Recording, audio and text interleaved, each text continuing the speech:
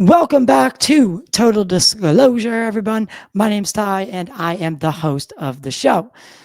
Total Disclosure is where we dig deep into the unknown, the unexplained, and the unbelievable, and bring truth to focus. Today, I'm super happy to be joined by two extraordinary guests who are doing something few have dared to do. They're bridging the gap between law enforcement and the unexplained. Together, they've got nearly 6 decades of experience in policing. Marianne Robb, who I met at Contact in the Desert, is a retired Arizona officer with 34 years of service. From arson and narcotics investigations to crime prevention and forensic instruction. She has spent the last decade applying that same discipline to the study of UFOs, the paranormal, and beyond. Dave Rich, also a retired officer with the Arizona PD, 25 years in the field, working everything from homicide and gang investigations to school resource work. He brings some of the meticulous eye for detail to this anomalous world of encounters. The two co-founded what is known as UAP-PD, an organization creating a safe zone for officers and first responders to share their UFO, paranormal, and cryptid encounters without stigma or the fear of retribution when it comes to their career. Their mission is to bring professionalism, evidence-based methods, and respect to investigations of the unknown. Again, we're dealing with the most complex phenomena in ever. So again, we have to be humble. We have to be open to things that we can't really quite explain. In this conversation, we'll unpack how UAP-PD is changing the culture around the unexplained phenomena and why it's time for law enforcement to play a leading role in uncovering the truth. So with that, before we get into it, make sure to like, share, and subscribe. And if you're listening on one of the great podcast platforms, please leave a rating and a review. It takes 20 seconds, and it really helps the show get out to a broader audience. We can't do this without you, and I truly, from the bottom of my heart, thank you. So let's get into it. Here are Marianne and Dave, the UAP-PD. And I didn't have the thing queued up. The UAP-PD.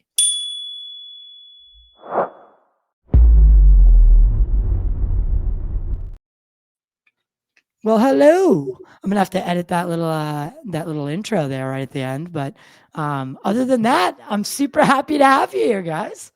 Well, thank you. Thanks, Doug. We'd love to be here. We appreciate it. Yeah, Marianne, I met you at Contact in the Desert, and I remember, I think I had left my phone. This might have been when we first had met, but I introduced Chris Bledsoe on his panel, and then I left my phone on stage, and then I jumped off stage and then ran out the door because I had a bunch of interviews I was conducting throughout those 4 days. And I think that's when I met you, and I was instantly like, I got to have these people on. What they're doing is so cool.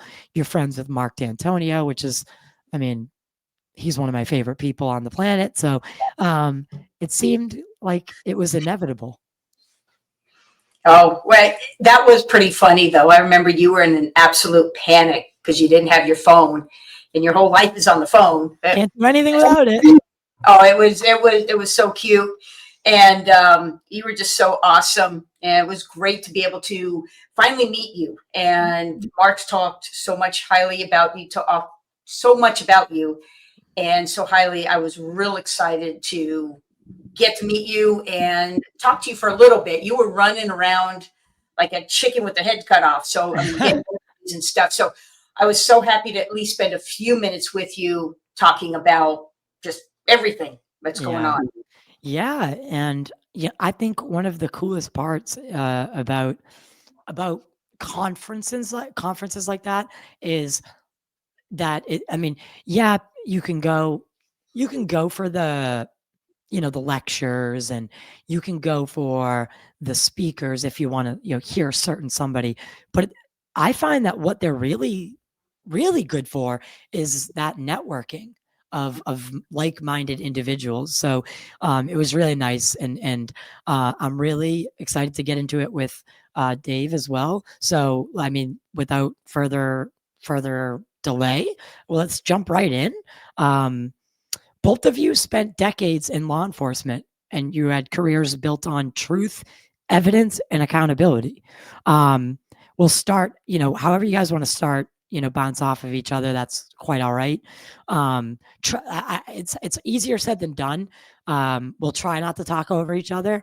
But what moment or experience made you step across that line into the unknown, and into the world of UFOs and the unexplained? Well, let me go ahead and start off. Again, you've introduced me, and I thank you for that. Marianne Robb, 34 years as a police officer here in Arizona. The last 26 years was with the Gilbert Police Department, where I met Dave. We worked many years together, partnering up. But as an officer, I've worked, as you said, I was a narcotics officer. I was a crime prevention, an arson detective, and property crimes. And of course, like we all start out as a police officer, patrol. Now, patrol was always my favorite. I just love to be out there in my patrol car by myself, just, cruising around, taking calls. That was always my favorite. But also, I had hobbies. Of course, I love to fish, love to hunt, especially here in Arizona. But one of the organizations that Dave and I were both involved in for probably close to 10 years was an organization called MUFON, which is the Mutual UFO Network. And excuse me, we were out here in the Phoenix area, and we also became field investigators. And that was kind of an interesting position through MUFON. Being cops ourselves, it was kind of nice doing these investigations because we knew how to interview. Now, we know how to interrogate, but we can't interrogate these folks. But we know body language. We know what to look for. And one of the things we did for MUFON is when we had the boot camp for about 6 years, Phoenix did a boot camp, a field investigator boot camp. And our training, what we taught everybody was the advanced interview techniques. So that's what we did with these new guys that wanted to become field investigators, or people that were already field investigators that wanted to just brush up on their techniques. So we were doing that, and I was at a meeting, one of the MUFON meetings in Phoenix. Oh gosh, probably mid 2022, so about 3 years ago or so. And the topic was disclosure, and that military started to come forward and talking, which this disclosure they're trying to talk to, but my own personal, there'll never be disclosure. That's just me. So after the meeting was over, I was talking to a good friend of mine, Alejandro Rojas, and we're like, wait a minute, you got the military talking. You've got kind of airline pilots, they're starting to talk. And then this disclosure thing comes out, and I'm thinking, wow, we're police officers. We're first responders. We're part of that whole grouping of cops, firefighters, nurses, EMTs, all that. Why aren't we talking? There's over 800,000 law enforcement officers just in this country alone.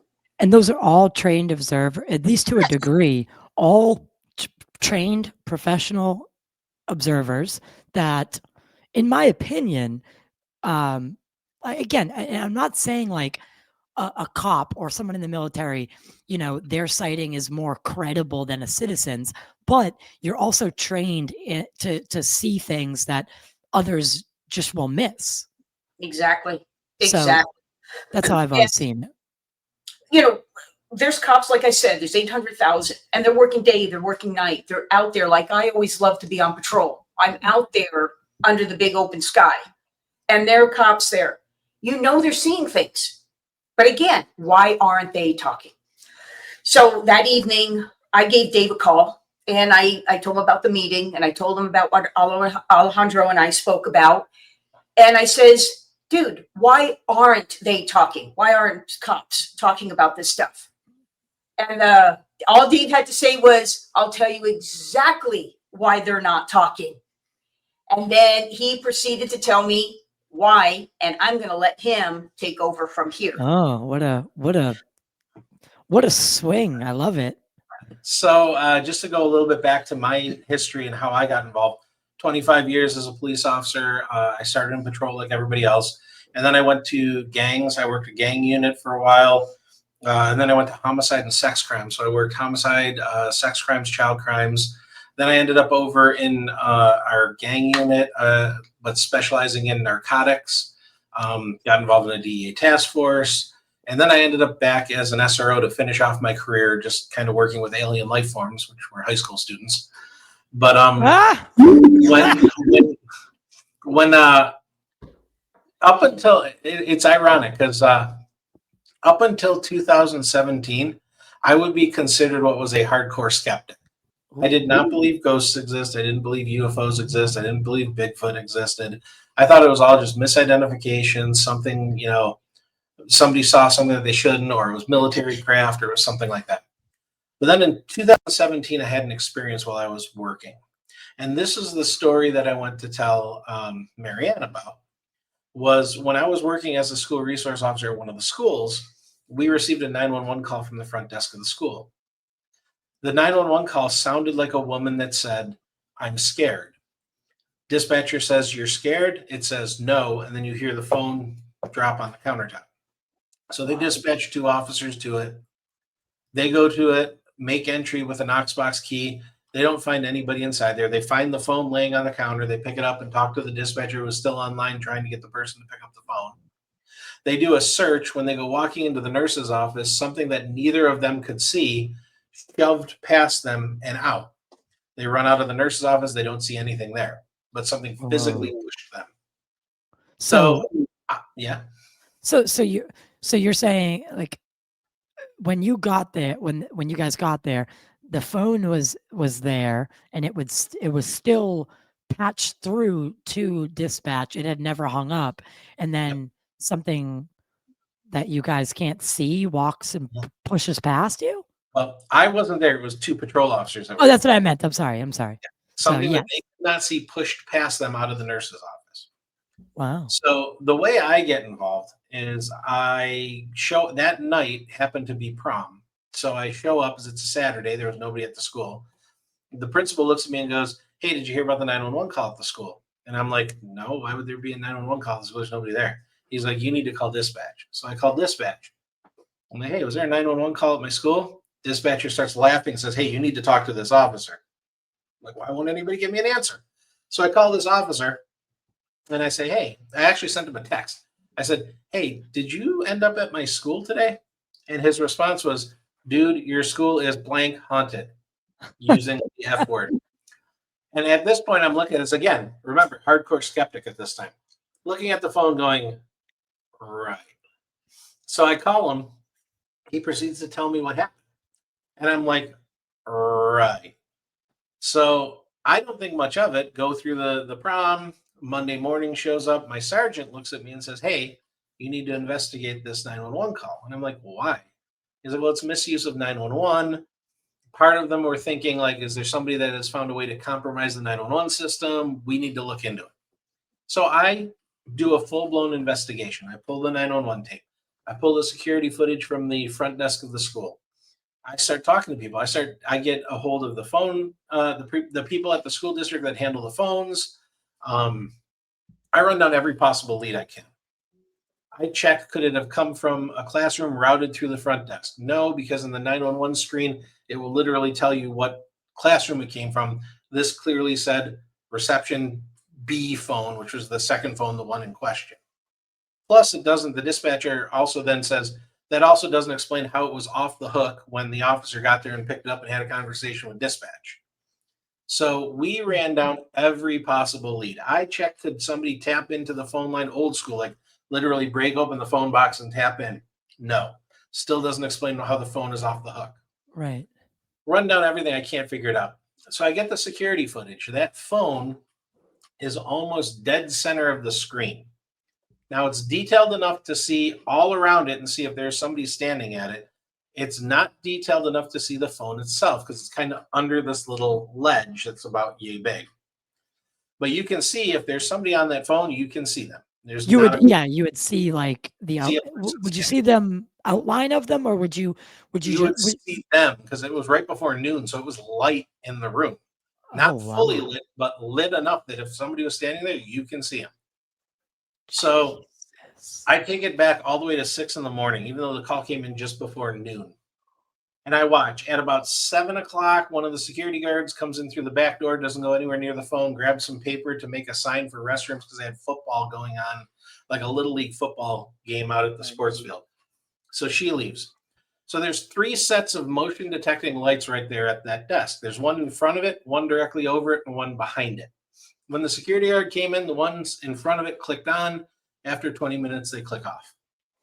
I keep watching forward. At about 20 after 10, the lights over the desk turn on. There's nothing there.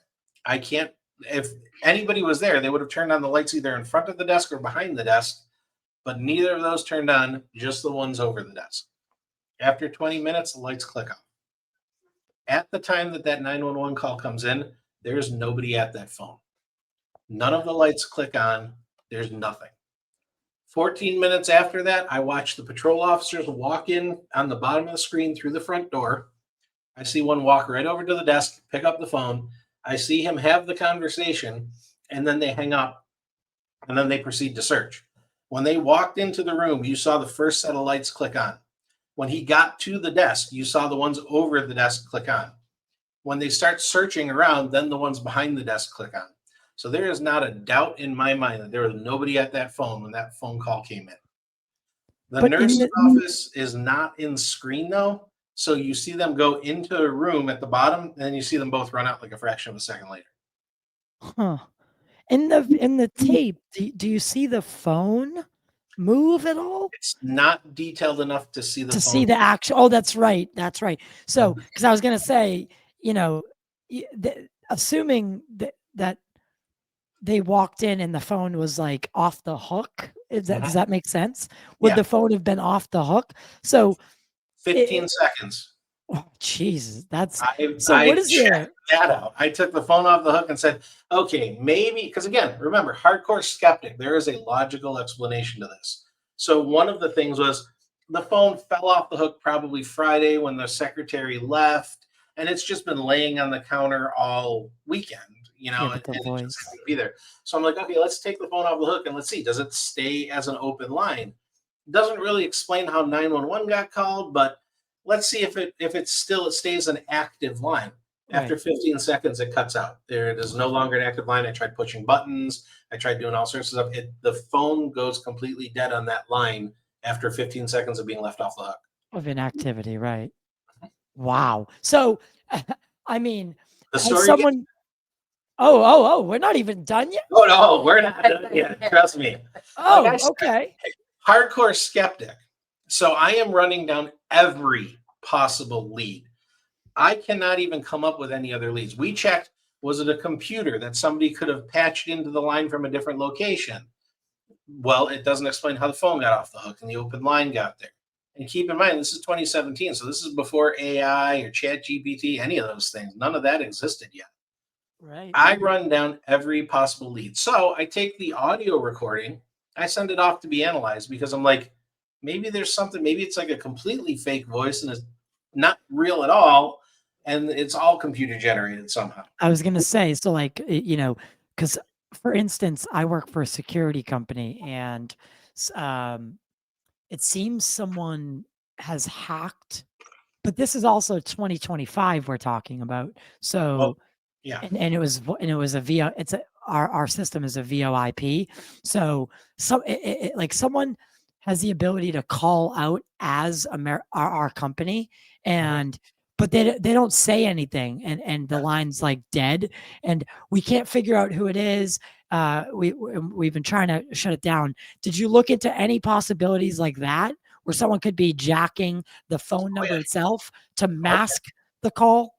Yeah, and on top of that, though, we did look into that, but on top of that, it still doesn't explain how the phone is off the hook with an open line to 911. Right. So this is But oh my yeah, we wow. checked everything. I was 100% convinced I am going to find the solution to this. I run down everything.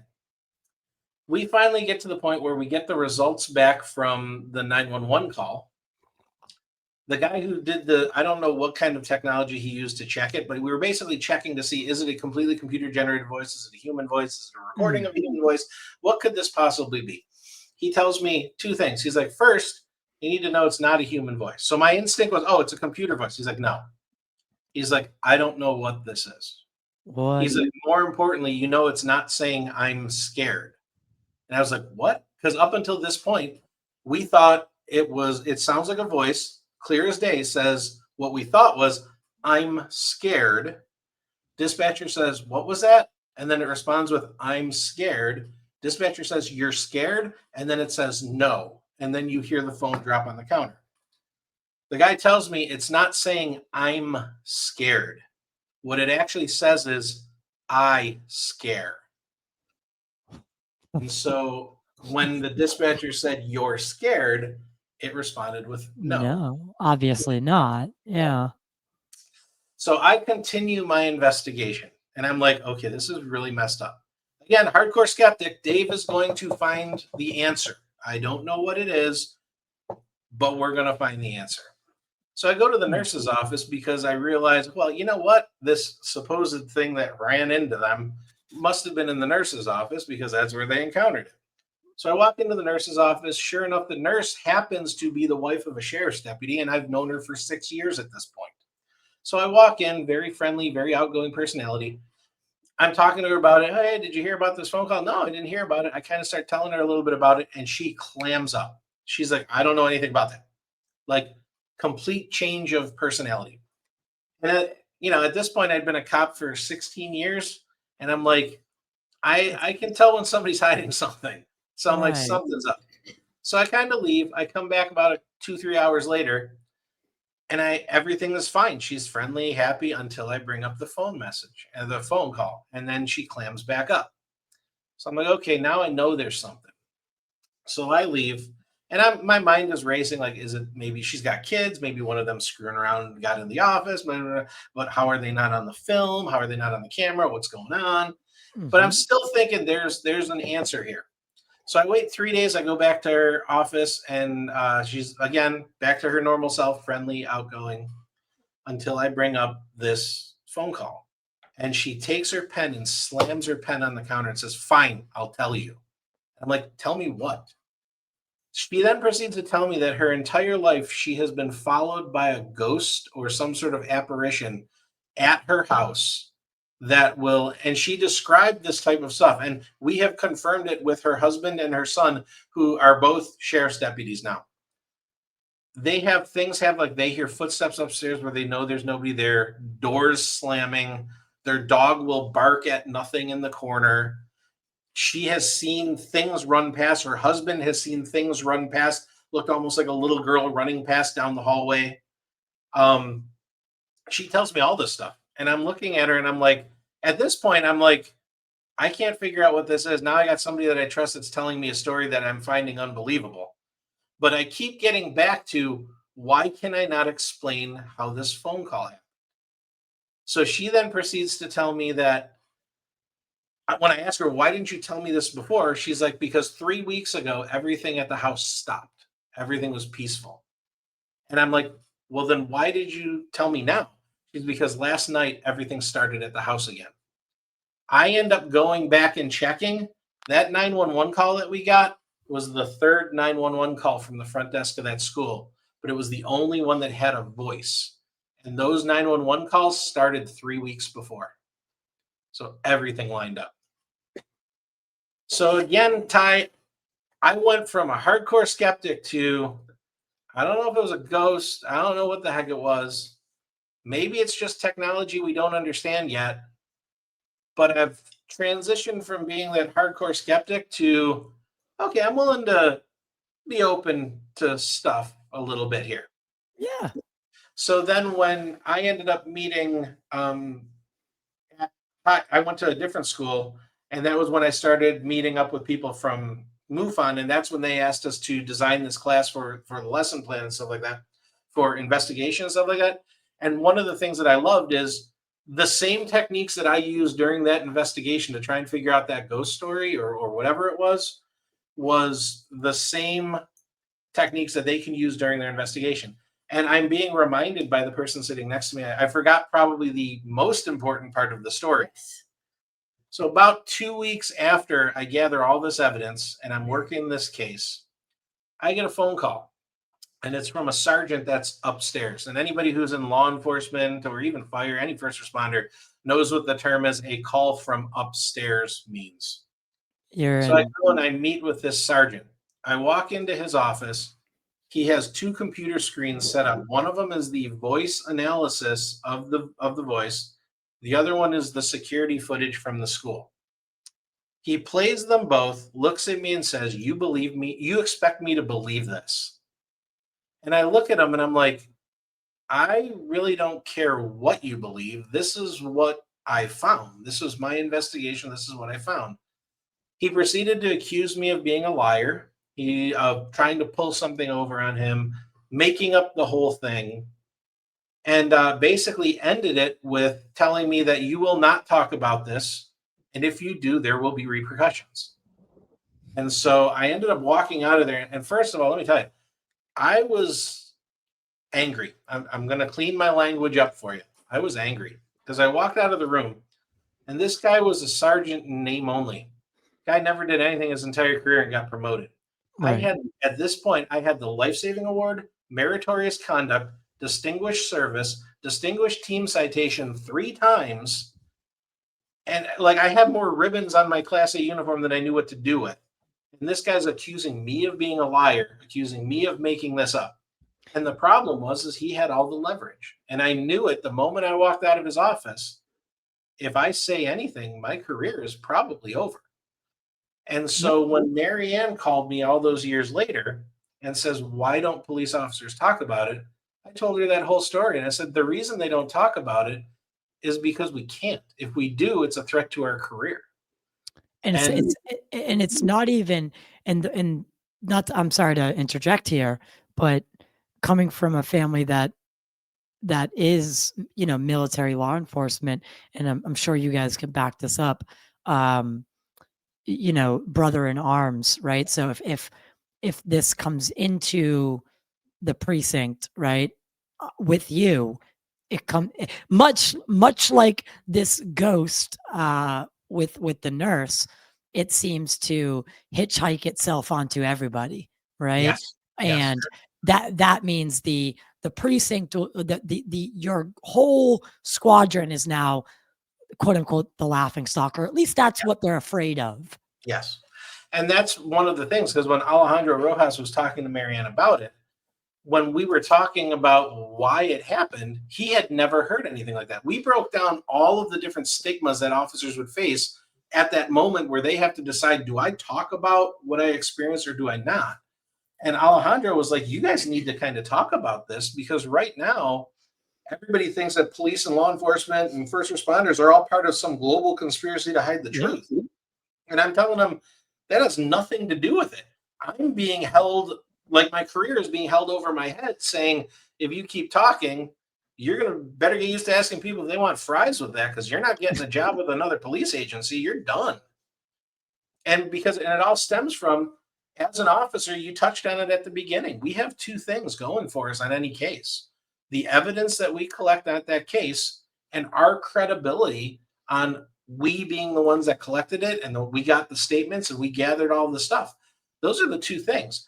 They were basically saying that my credibility was going to be shot, because they're going to basically say that I made this all up. Right. Therefore, my credibility is shot, then my effectiveness as an officer is done.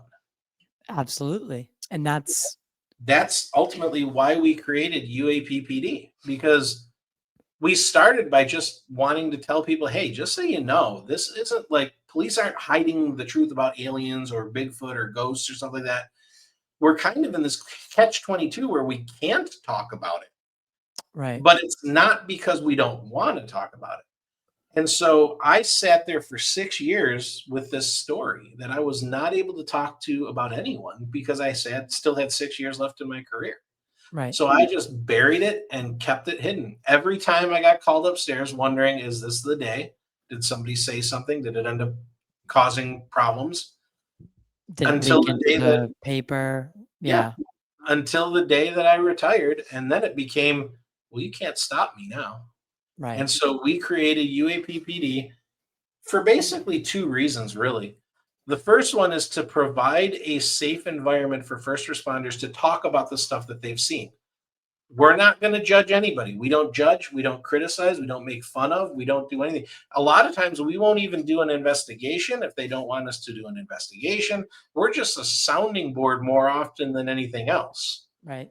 just to give them that safe environment where they can talk. And then we ask them, can we take your stories? Because we do stage presentations, we do podcasts like yours, things like that, where we're trying to get word of our organization out there to get more stories. Hmm. And it's been relatively successful since we've got stories from all over. When I say the world, I'm not kidding. We got a story about last month of a UFO sighting in Australia that a police constable called us and did a Zoom interview and gave us video and stuff like that from Australia.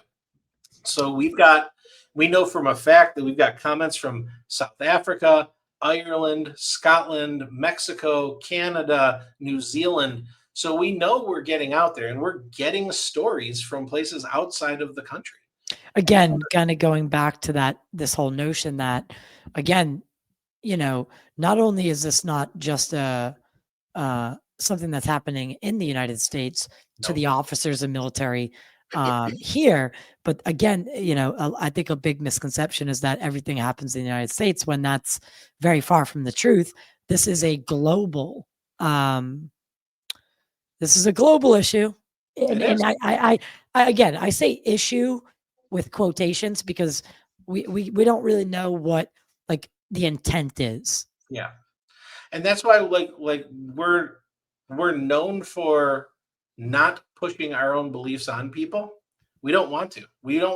I don't ever want an officer to come in here and have him listen to me telling him what I believe. It Right. doesn't matter what I believe. It matters what they believe and what they saw. And so we give them an opportunity to talk. We give them an opportunity to get it off their chest in a safe environment. We like to use it to kind of encourage other officers because ultimately, like my goal ultimately, other than to help these first responders and provide that safe environment, is I would love to be able to push that needle a little bit.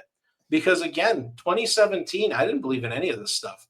And now I've had a number of incidents during some of our investigations, some of our contacts, seen some videos and stuff like that. And I'm willing to start taking things a little bit on faith. I want proof like everybody else, but I'm also willing to go into it with a little bit of an open mind. Right. And one of the things that we noticed when we speak to officers who are officers that are stationed on a reservation versus officers that are not, Bingo. the guys on the res don't seem to have the same stigmas. And it all comes down to one thing: their culture has a much more open belief on these topics than people not on the reservation.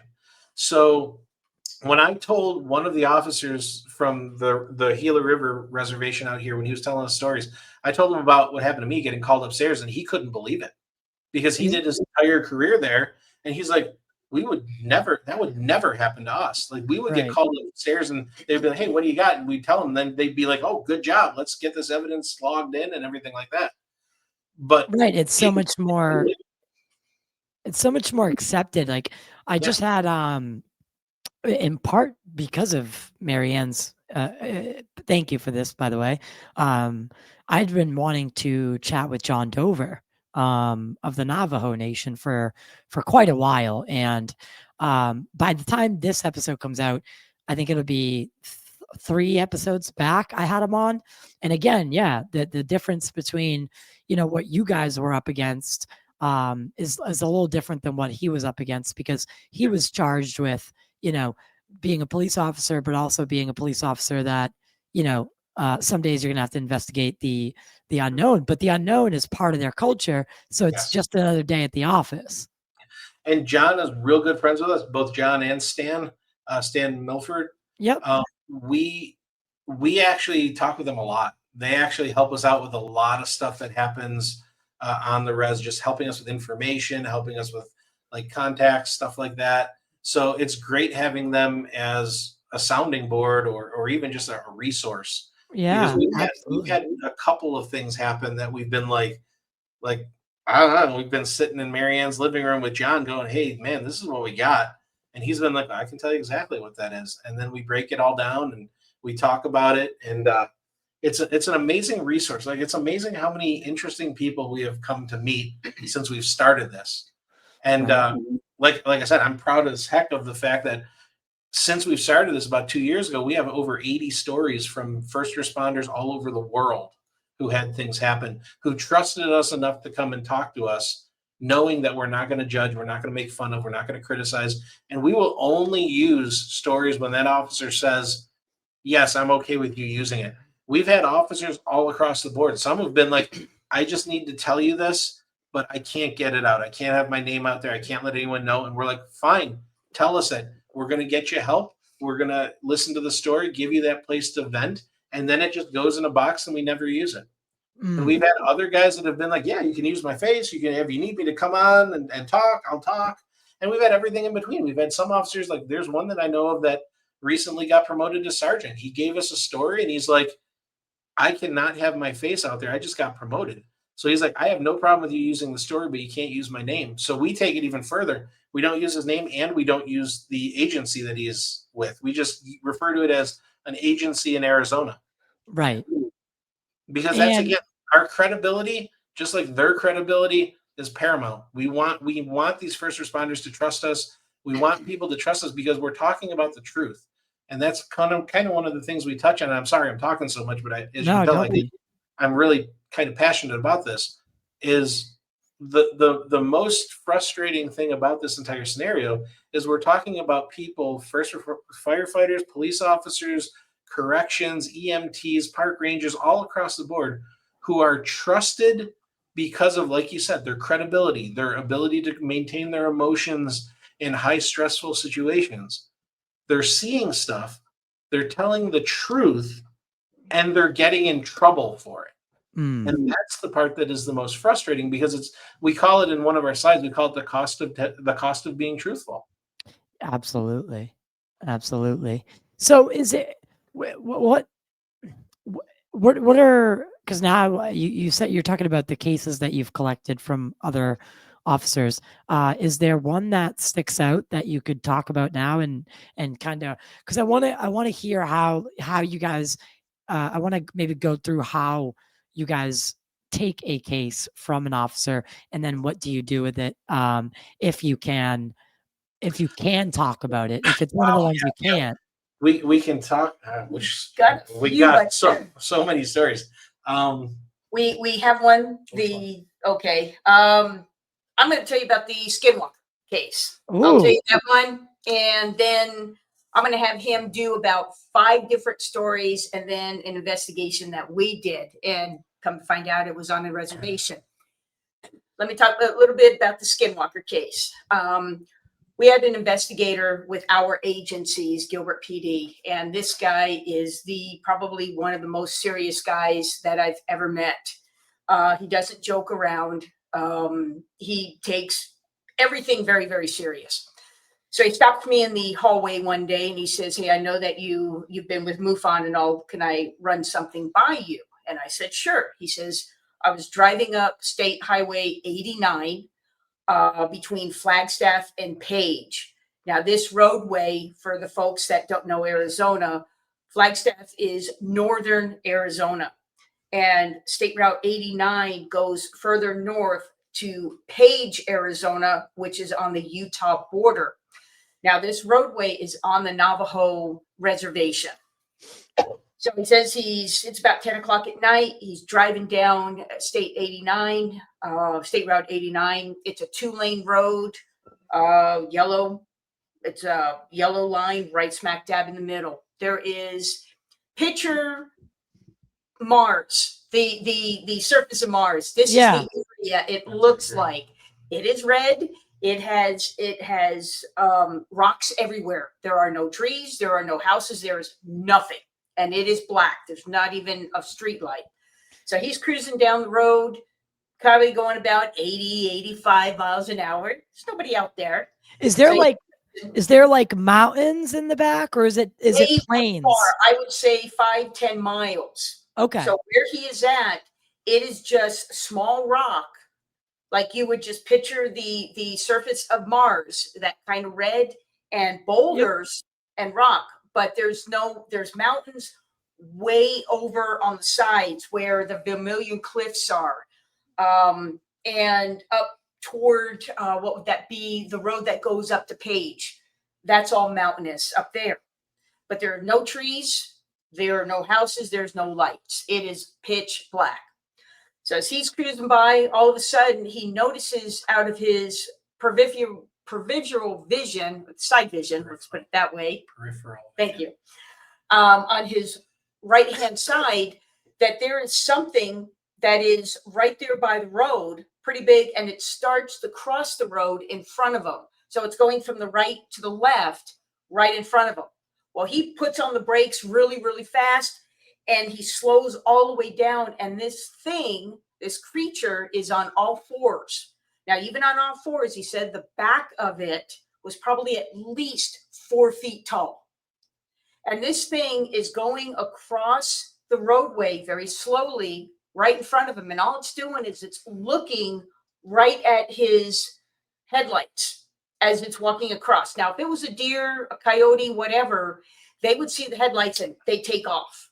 This thing didn't. It just took its time walking from the right-hand side of the car all the way to the left, got off to the shoulder, and just went and did whatever it did. So it freaked him out. He's like, what in the world was that? So he started to go again, but this time he started going slow because he wasn't sure. Kind of that area. Yep. That's up there at the Grand Canyon. But he started going slow. He's cruising up about 2 miles later. There you go, right there. That's exactly the area. Right there is the turnoff to Tuba City, which is also on the Navajo reservation. Okay. Just as he's getting past that exit, he notices there's something now sitting in the middle of the road. The double yellow, there is something sitting in the middle. So he again slows way down. He's like, what in the world is this thing? As he's going past it, this thing is now on its hind legs, and it's just sitting there staring at the car. And as the car went by, it sat there and it just watched. His head moved with the car. And as the car approached, the head stayed right with the car. And as the car went by, the head of this creature just followed the car as it went by. Now, I asked the investigator, we can use Noah is his first name. We can use Noah. But he said this thing, the head of it, when it was just on its hind leg sitting there, was over 5 feet tall because it was over his car. So it's on its hind legs. It's 5 Yeah, feet it's tall? hunched down like it's just sitting on like a dog or whatever. Right, Its hind legs. This thing was over, the head was over 5 feet tall. It was above his car. My his Lord. sedan car. And all it did was just kind of watched him. Never moved, never did anything. Well, Noah goes, being an investigator, hey, what was that? He wanted to turn around and go back and check it out. Because, I mean, it just Oh my God. Well, luckily, this area, both shoulders on the roads are very, very soft. And he knew 10 o'clock at night, if he goes off the shoulder, he gets stuck. He'll never get out until morning done. or Yeah, whatever. yeah. He's already freaking out. He goes, I'm getting to where there's light and there's people. So he kept going. He gets up the page, finds a grocery store, a convenience store, goes in. The clerk in this convenience store is a Navajo woman, and she's being just so cheery with everybody. You know, hi, how are you? What's going on? And you could just tell she's very, very, very bubbly and outgoing. So Noah grabs some drinks and some snacks, puts them out on the counter, and she goes, hey, how are you? Where are you going? Where are you coming from? And they're just talking. And Noah goes, can I ask you a question? She goes, sure. He goes, do you have any wolves or coyotes out here? And she goes, well, there might be a coyote everywhere once, maybe sporadically in some areas, but there won't be any wolves. We don't have the terrain for wolves. And she goes, Right. well, he proceeds to tell her what he saw as he was driving down the road and coming up to Paige. Her demeanor went from very bubbly, very outgoing to very serious. It just turned just like that. She got very serious. She takes his snacks, put them in a bag, shoves the bag into him, and says, "You need to leave now." She knows what it is. So he's freaking out. So he gets up, of course, gets the page, goes and does whatever he's going to do. Well, he goes, I have no idea what that was all about. He goes, I know that you probably would know something. So here's my story. Here's what's going on. Now, I asked him, because he of course, didn't have any pictures or anything. I says, would you be willing to meet with one of my sketch artists and take, and draw a picture of what you saw, especially when this thing was sitting in the middle of the road?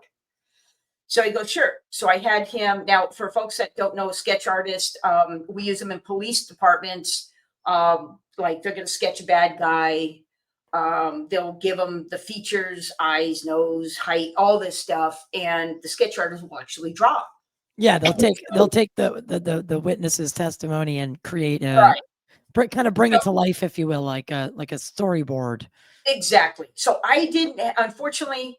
I don't have that picture right with me right now, but I have a sketch artist. I do have it. I'd have to find it for you. But if you could send it to me, by the time the stairs, I'll get you that picture. I was gonna say you could. I'll mark the spot. So you got it.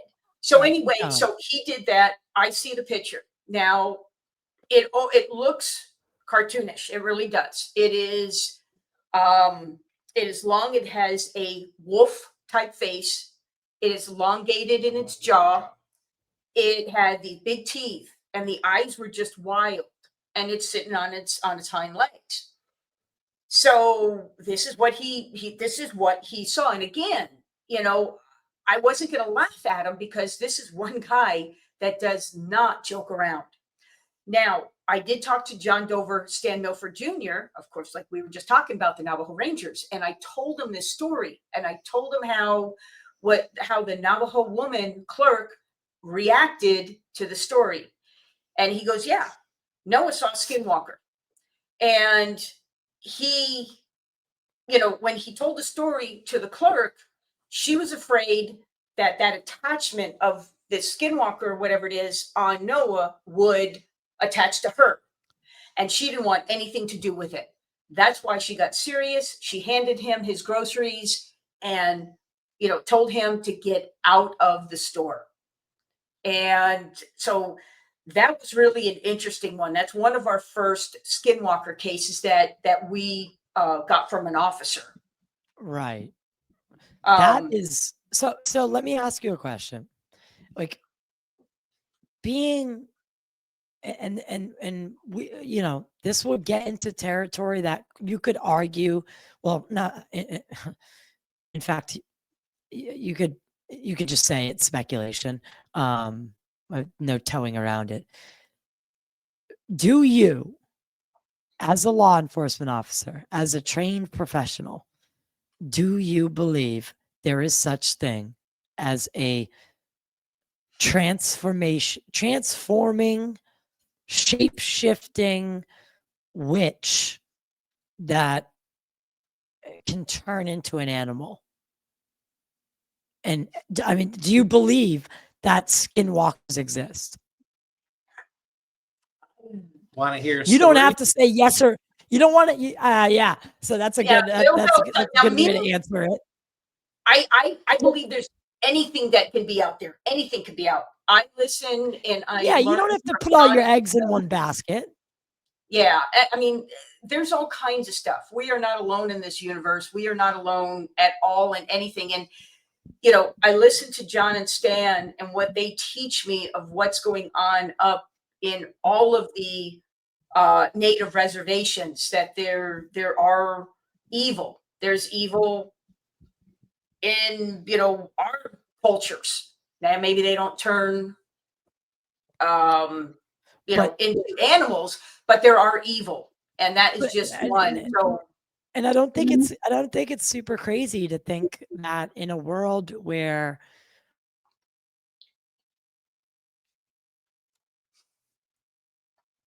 Uh-oh. you know, You froze there for a second. We heard in a world, and then it froze. can you hear me? Yeah. Yeah, we can hear you now. Oh, that's weird. Yeah.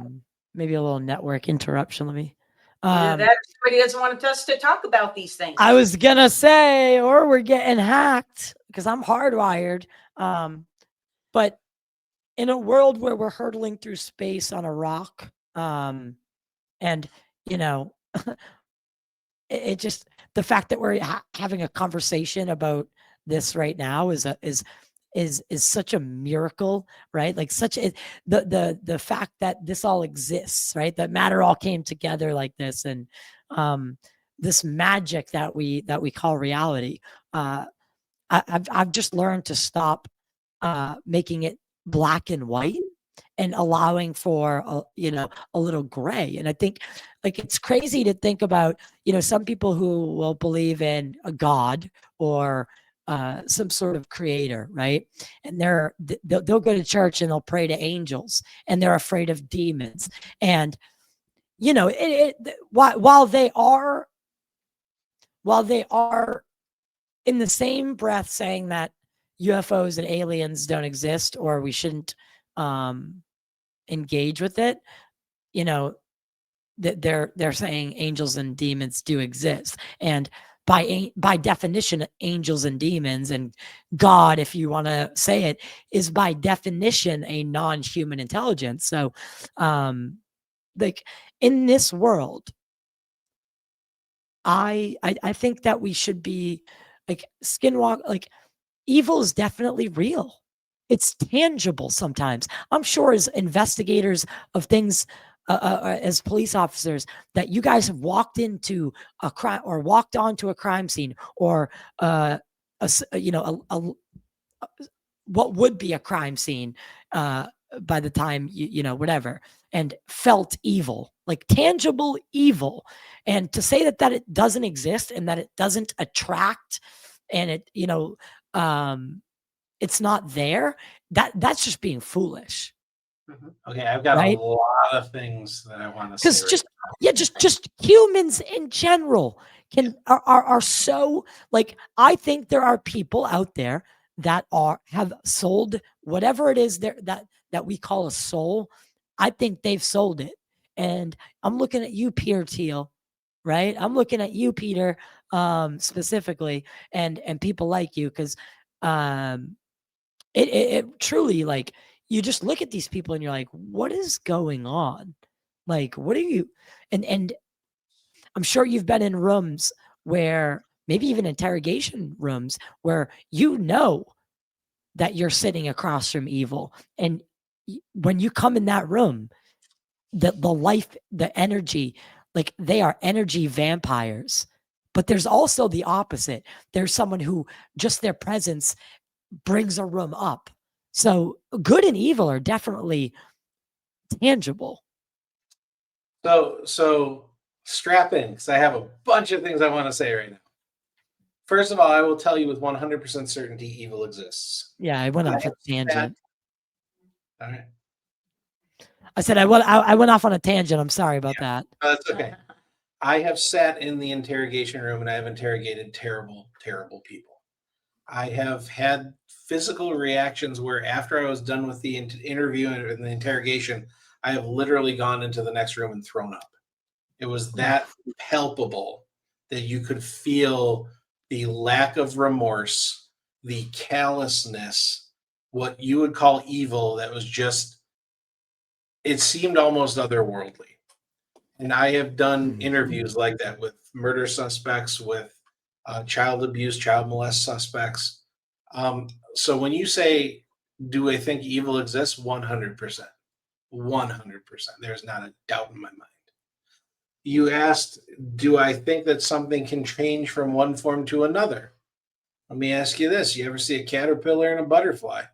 Boy, they're the same thing, but they're not. They went through a change. So if you say that it's impossible for something to change from one form to another, it happens in That's nature. a that's a Happens in nature. really that's a really good one. Now, going into your Bible story. In the Bible, I'll be the first to admit, I am a Christian. I believe in Jesus. I believe in God. I believe in angels. I believe in demonic possession because I've seen things. I believe in ghosts. I also believe that the Bible makes reference to things called behemoths and juggernauts, which are creatures that we don't understand, which could be things that are on this planet that we don't understand. Loch Ness Monster, Bigfoot, things like that. It never goes into to explain what those things are. It just makes reference to the fact that there are things on this It planet we it don't ex- understand.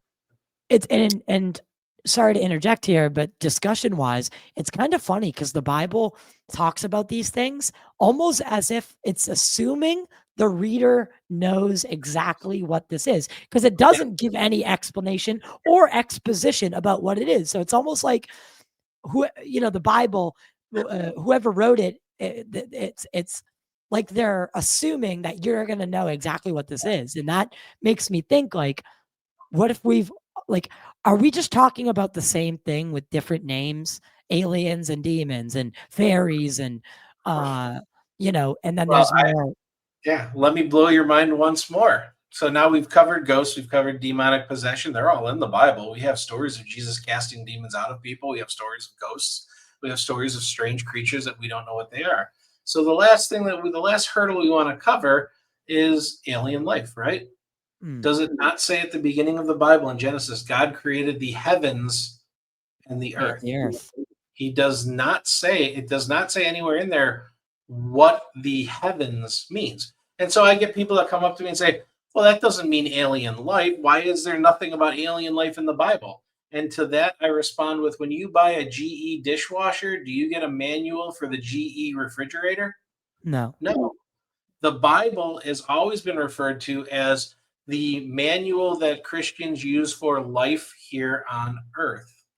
Why would we have stories and lessons for a different planet in the book about us being here on earth when really we can't get people past the moon yet? Nope. I mean, we can get robots and probes and stuff out to Mars and out and beyond, but we live in a universe where we cannot perceive the end of it. Hmm. Why would we be entitled by God, if we really believe in God, to have that information yet? I Maybe we're not supposed to. I So agree. that's what I feel about religion and stuff, because I truly do believe in God. I believe that it's all, I just think God made all of it because it says he made everything.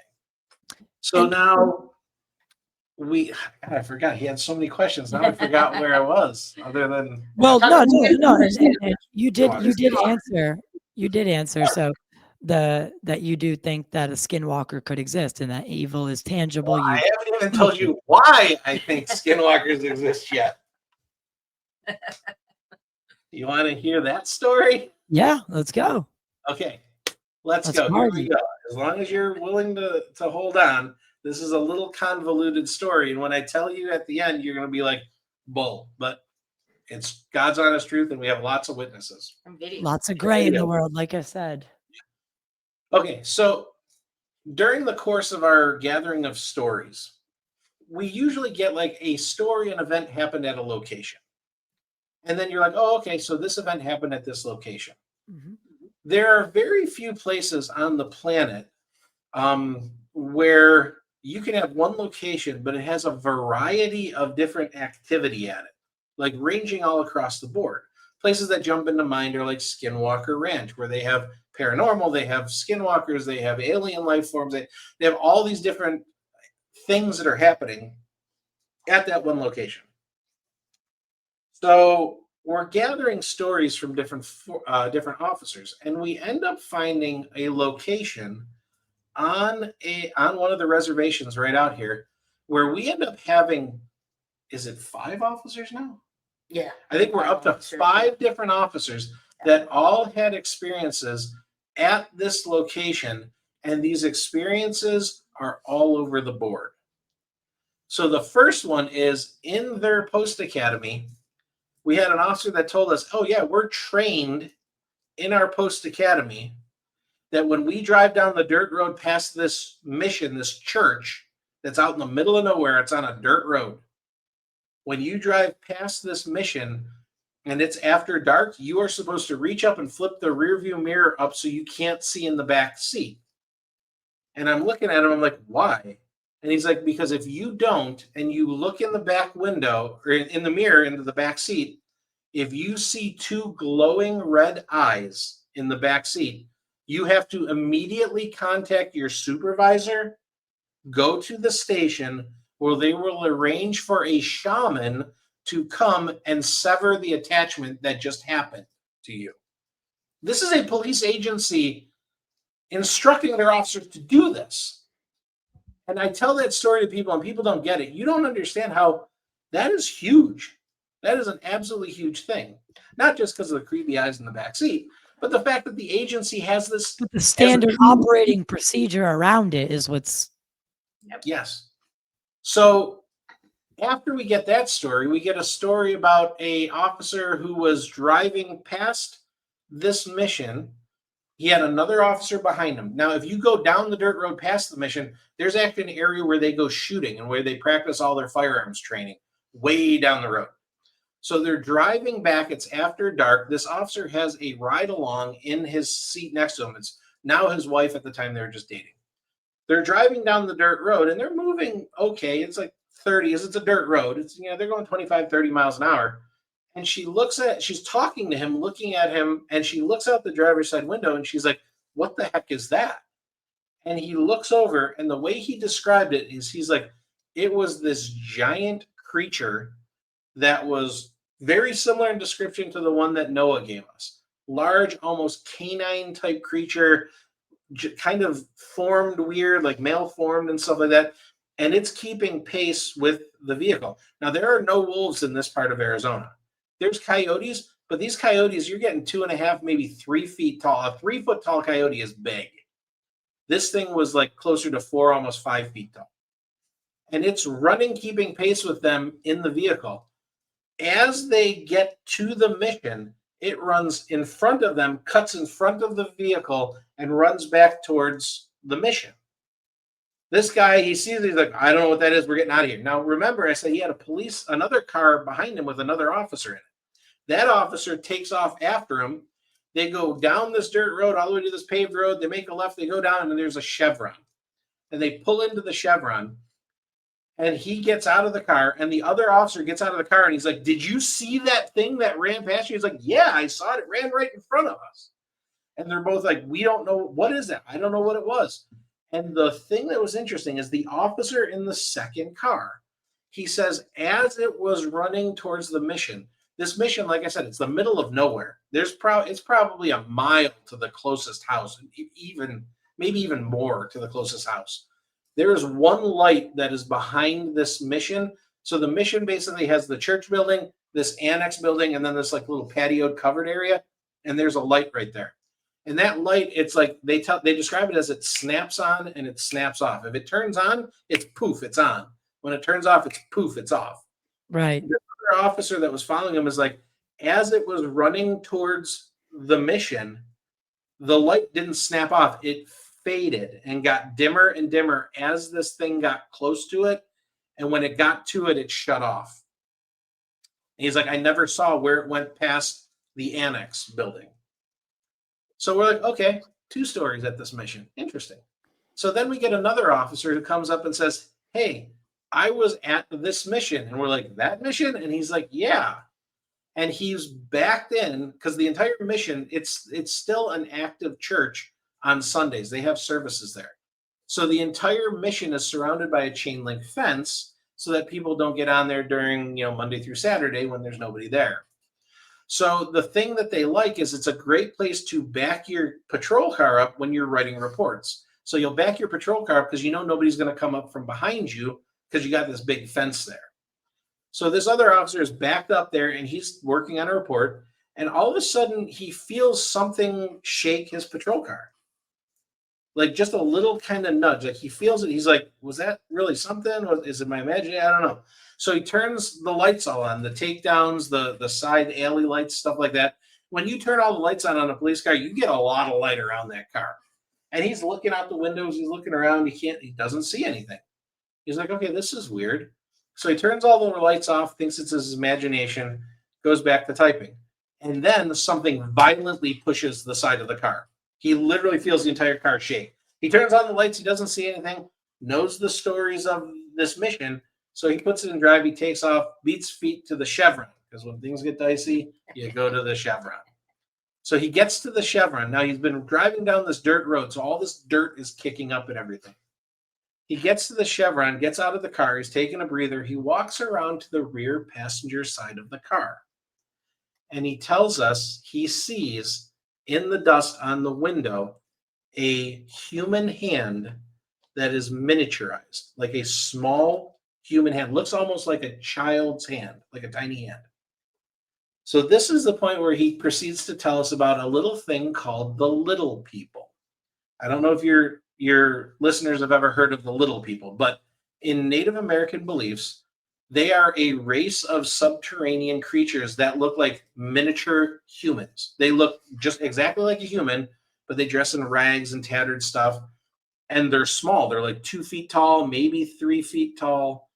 And they are known to be almost like pranksters or tricksters. They remind me a lot of like puckwudgies and stuff like that up in the Northeast, where they will start by making like almost like tricking things, kind of like tripping people up.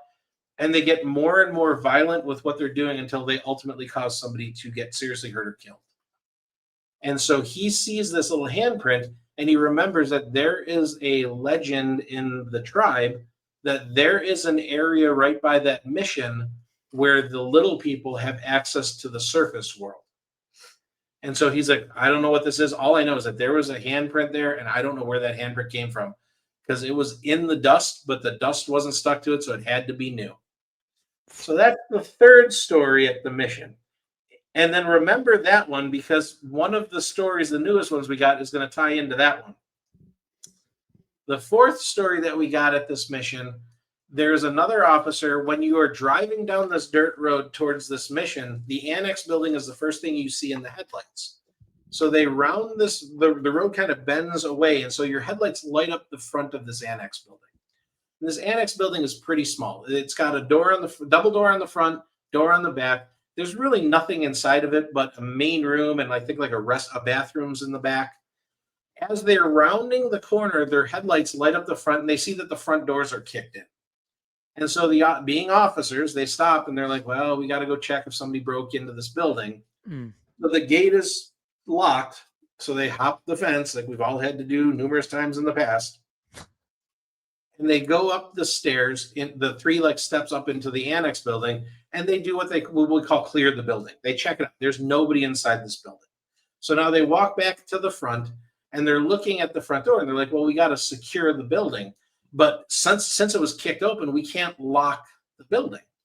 And so they look down and on the ground next to the stairs are 3 cinder blocks. And so they're like, okay, well, we can bring these cinder blocks inside, push the door shut, stack the cinder blocks inside the door so it'll create the illusion that the door is shut. We've already checked the back door. The back door works. We can go out the back door, then we'll go around.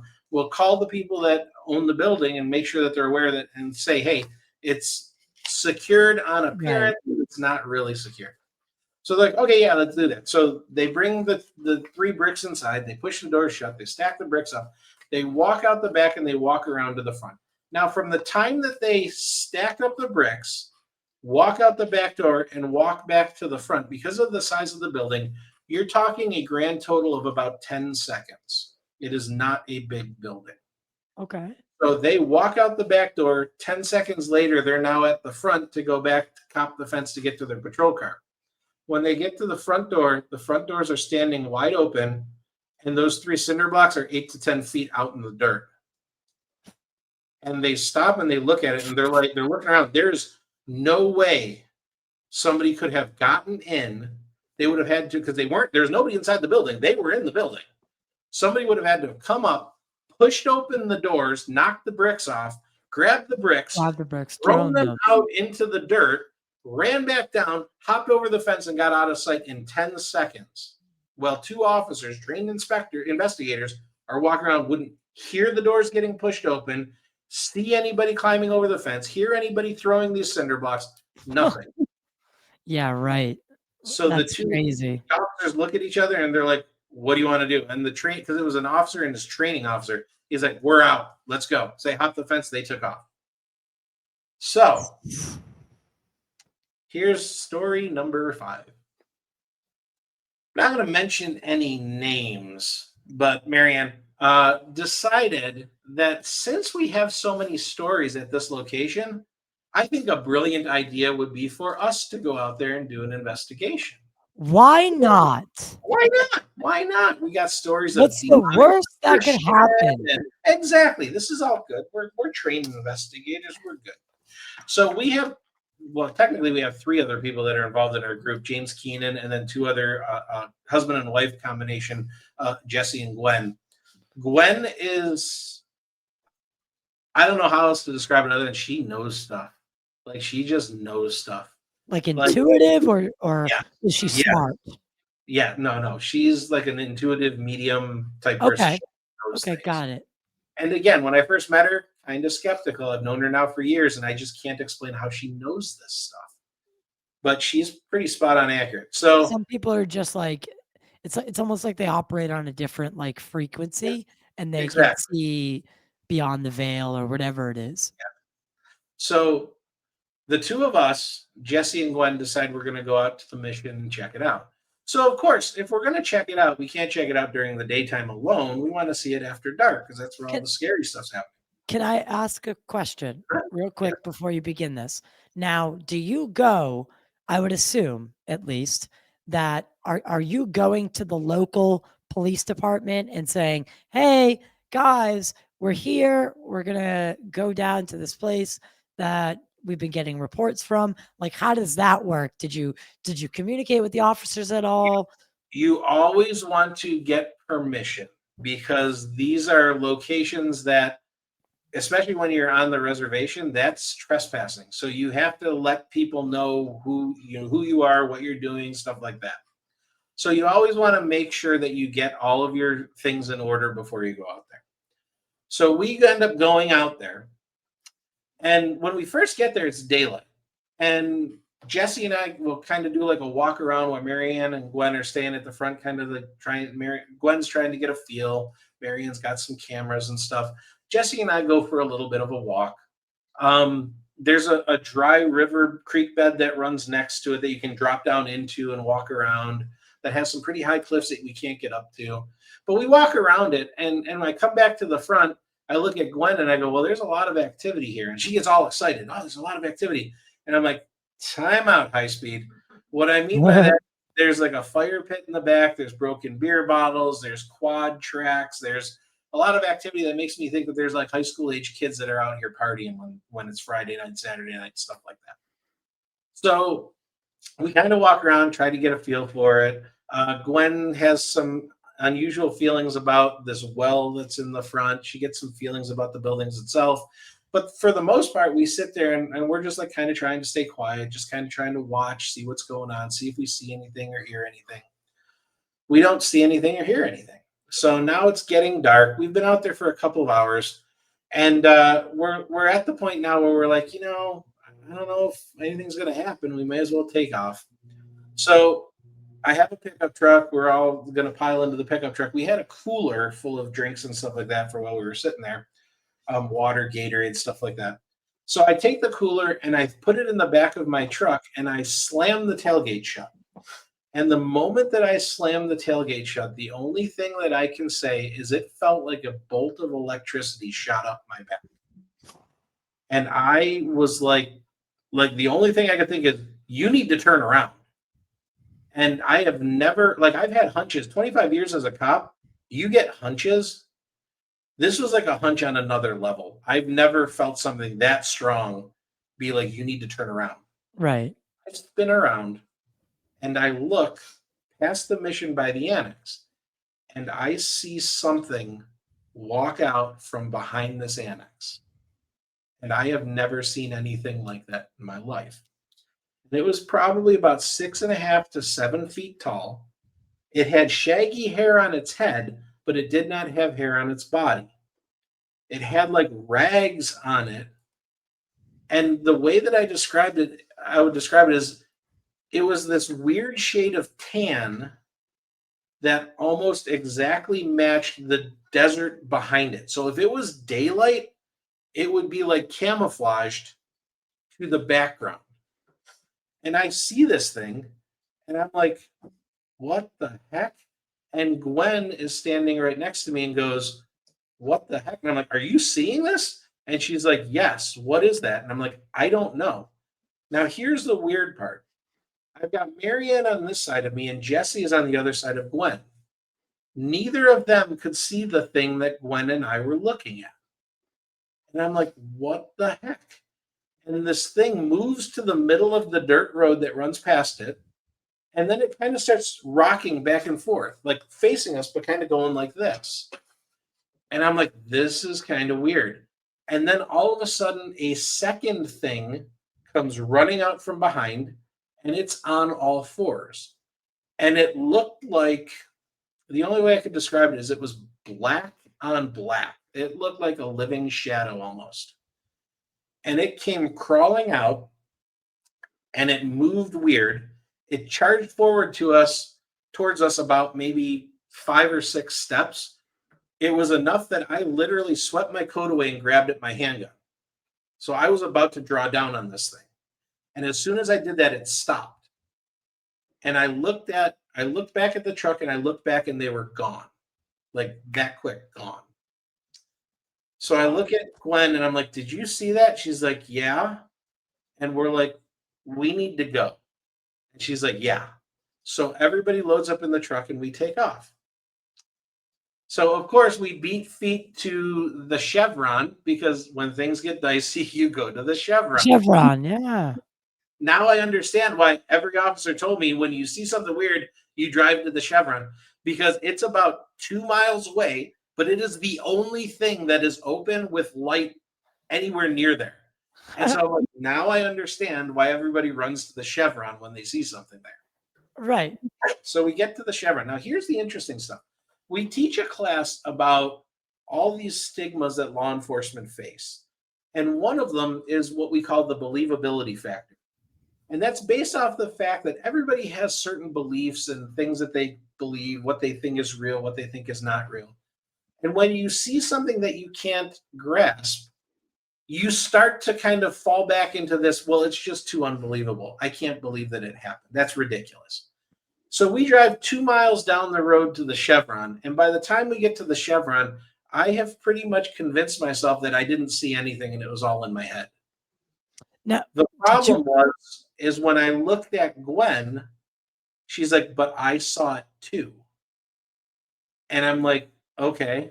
So then continuing on with the story, we grab some drinks, we load back up in the truck, and now we're going to drive back towards our side of town. We decide we're going to go get something to eat. So we go to a restaurant, and I won't mention the name even though I love the restaurant, but we don't want to get trademark issues here. We're sitting there, and by the time we get to the restaurant, I have once again convinced myself that I didn't see anything, and this is ridiculous. It was a trick of the light or something. I don't know what it is. Gwen keeps saying, well, I saw something. I don't know what it is. The entire time we're having this conversation, somebody, not mentioning any names, Marianne, is playing around with something, and I can't see what it is. And after I'm talking to Gwen, I'm like, I don't know. Maybe we saw something. Maybe it wasn't. Maybe it's a trick of the light. Maybe it was. I don't know. And that's when Marianne hands me a video camera. I was going to say, she was recording. And she's like, what do you see here?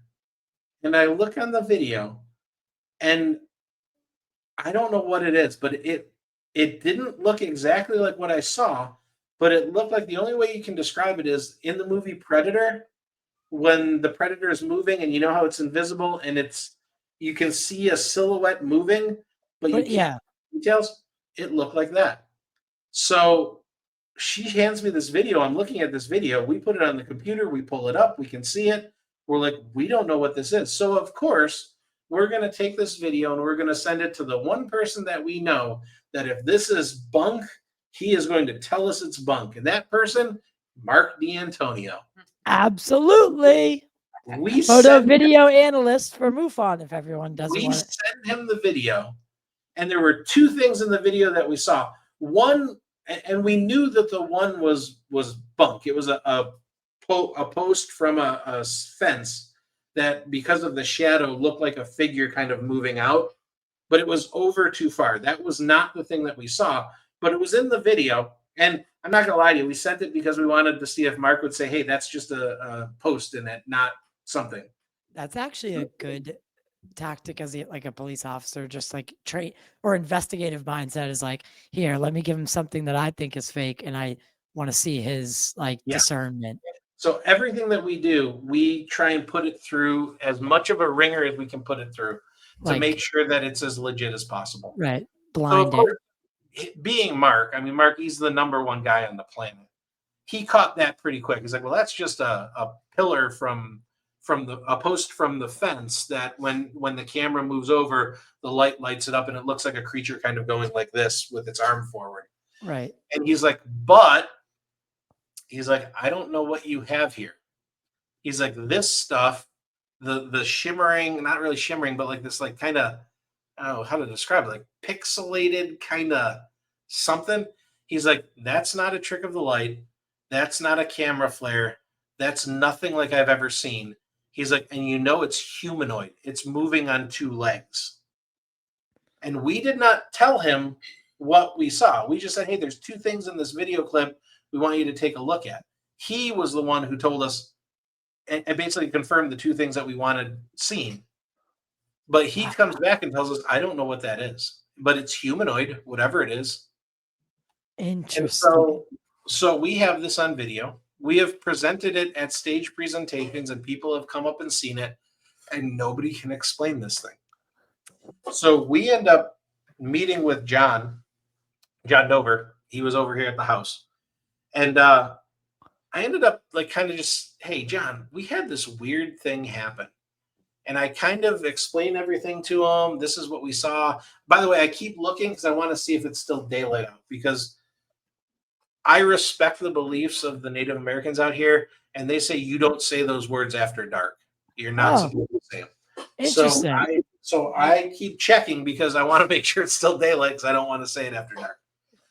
But I explained it all to John, and I'm like, what do you think it is? And John's looking at me like I'm crazy, and he goes, I can tell you exactly what it is. And I was like, what? He's like, you ran into two skinwalkers. And I was like, what? And so he proceeds to explain, because he's like, not only were they skinwalkers, I can tell you exactly why they did what they were doing. And so he said one of them had changed, the other one had not changed yet.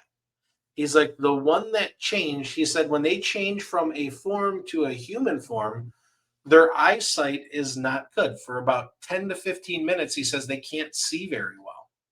So he said most likely what ended up happening was the one changed from a creature, whatever creature form it had, to a humanoid form, right at the same time that you slam the tailgate shut. It hears the tailgate slam because we had been whispering, not making any noise. So it's walking across, hears the tailgate shut, spins around to see what it is, but it can't see what's going on. So that's why it's kind of moving back and forth, trying to see what made that noise. He said that they transform separately so that one is always on guard for the other For one. the other, yeah. So he said the one that was on all fours came running around to protect the one. It stops, sees you guys, charged forward to scare you guys, but you didn't run. You reached for your gun, so it stopped. And then they both got out of there. When you look back at the truck, they realized this is not a fight we want to get. So they took off while we were looking at the truck. Interesting. And So so I listened to this and I'm like, this is one of the leading experts on skinwalkers in the world. And he seems to think that's what it was. I got no reason to doubt him. And like I said, at this point in my life, I've encountered enough things that I can't explain. Like, I don't know what that is. We sent that video out for analysis. We have had more people see this clip than I know what to do with. And nobody can give us anything beyond, I think it's a skinwalker. is it somewhere I can look it up? No, we haven't. We have it in our presentation. We don't share a lot of our stuff because we're worried about where it's going to go. So if you wanted to see it, I would be willing to send it to you, but but I don't not want it out. Like we normally will tell people to not, like we have the 911 tape, we have the security footage, we have this video clip, we have a lot of video. We've got body cam footage from officers, we've got closed circuit TV if video from things. We show it to people, but we always ask them to turn off any type of recording. We would let you see it, but you got to promise us you're not going to put it out or anything like that. I can make that promise. Okay. I just want I'd like to definitely see it, and yeah, I'll agree to that. And so with the evidence that you have kind of gathered on this particular mission, Oh, we have one more story about the mission. I okay, forgot to tell you. So we had a completely different officer who had a different sighting in a different part of the res, tells us he was at that location writing reports. And remember how I said the little people will try to lure people or trick people? right. He's like sitting there and he's got the windows down because it's a nice night out. He's typing and he tells us, I heard a baby crying. And I get out of the patrol car and I'm like, why would there be a baby crying out here? And I started walking towards the sound, and it was coming from that ravine. And he's like, I'm walking towards it, this is the area where they claim that they have access to the surface world. And so he's like, I would stop moving and I would hear the cry again. I'd take a couple steps and then it would stop. And so I'd stop and then I would hear the cry again. And he's like, I got about halfway between the patrol car and this dry riverbed. And all of a sudden, I got this feeling like I'm being lured away from the patrol car. Like something is trying to get me to go over here. So, remembering the story of the little people, he goes back to the patrol car and he takes off. But I found it ironic because he's like, this is a trained officer who's hearing a baby cry in an area where there should not be any babies. And Right. of course, just to put everybody's mind at ease, after the sun came up, everything there was no baby there. So don't worry, he did not like abandon a baby in the ravine with Yeah, be taken away by totally. coyote. An investigation was conducted to make sure that there was nothing there. But the point was, he felt that something was trying to lure him over to that ravine. Which sounds Do something. I interviewed. So I'm working on a project. I've been working on it for several years. And I recently, when I say that, well, in fact, when I say that, I mean recently, like a couple of years, I interviewed a guy named Bill Russo who had an encounter with a puckwudgie that, you had brought that up earlier. And again, this thing, he was on a walk with his dog at dawn, or not dawn, dusk, when the night was settling or the night was beginning. And this thing tried to lure him into the woods, and it was like cute, and it was little, and it had this like really like high pitched, like cute voice, and it was trying to lure him into the woods. And luckily his dog was there and was on a very high alert. Or he said he probably would have been curious if his dog wasn't there and freaking out. He probably would have been curious enough to be like, wait, what is that? Like, yeah. So you gotta like and that brings me up. It brings me to my next point. Because I want to end with the Phoenix Lights, because I want to know, you guys are in Arizona. I really want to know what your experience was like living in the time of the Phoenix Lights and what that was like. I know you guys do a lot of speaking at, I think they hold a annual conference about it, or at least a thing, a dedication to it. So before that, as a law enforcement officer, the kidnapping is obviously that's a severe charge, right? That's not an investigation that normally tasked with human on human kidnapping that you don't take super seriously. These abduction stories that that when you do hear them, what's your take on that? You know, do you think it's happening? And is there a difference between indifference and malevolency, or in this case? Okay, so I'm going to tell you my take on it is probably a little different than what most people would think from a police officer. My take on it is this: something happened to that person and they suffered some sort of trauma, and they are entitled to an investigation. They are entitled to feel safe in their house or safe wherever they are. And it is not our job as police officers to judge what happened to them. Our job is to gather the facts and try and make these people feel as safe as possible. So when you get a case like that, you have to take it seriously, because it could very well be that it's nothing extraterrestrial at all, and it could be somebody pretending. We've had cases in MUFON of people pretending to be alien entities to abduct people or to harass people or stuff like that. And we end up finding out that it has nothing to do with it. They're just trying to do it because they want to make the person seem that they're crazy or try and destroy their family life or stuff like that. So any type of investigation like that, any type of thing that comes forward where somebody says to a police officer, I think this happened to me, it is our job and it is our duty, and we owe it to them to A, take it seriously, and B, do a complete and thorough investigation, because you never know where that investigation could lead. One of the investigations we did together, and that's one thing we always say, is when you do an investigation with MUFON, you always bring two people. One to actually do the interview, the other one to observe the body language of that person you're interviewing. Also, if there's someone else in the house, that second person might go off with that family member or a friend that's in the house and talk to them.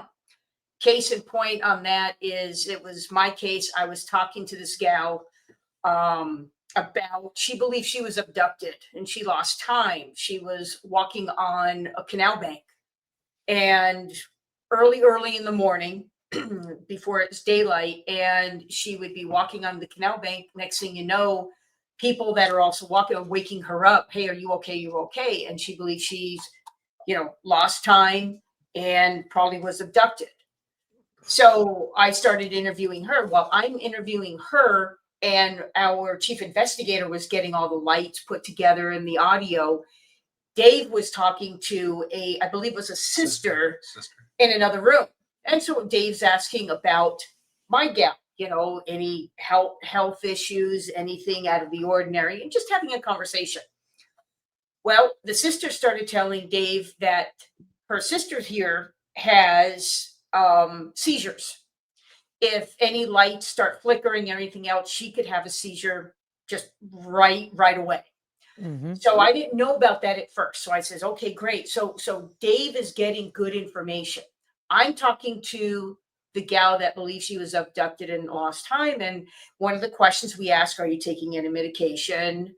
Do you have any medical history of any health issues that you might have? Right. And I don't go specific. And that's one thing about police work. You ask open-ended questions. You don't ask yes or no. Like, do you have seizures? Well, that could be yes or no.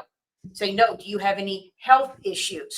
Let them tell you. So that's one thing you do, is the open-ended questions. So I was asking her that. Nope, have no health issues, not taking any medication, everything's fine, no problem. I had missing time. I believe I was abducted. Okay, fine, great. So I understand that. We took all the information down. We took on the location of where this occurred with her on the canal bank. So we got all that information.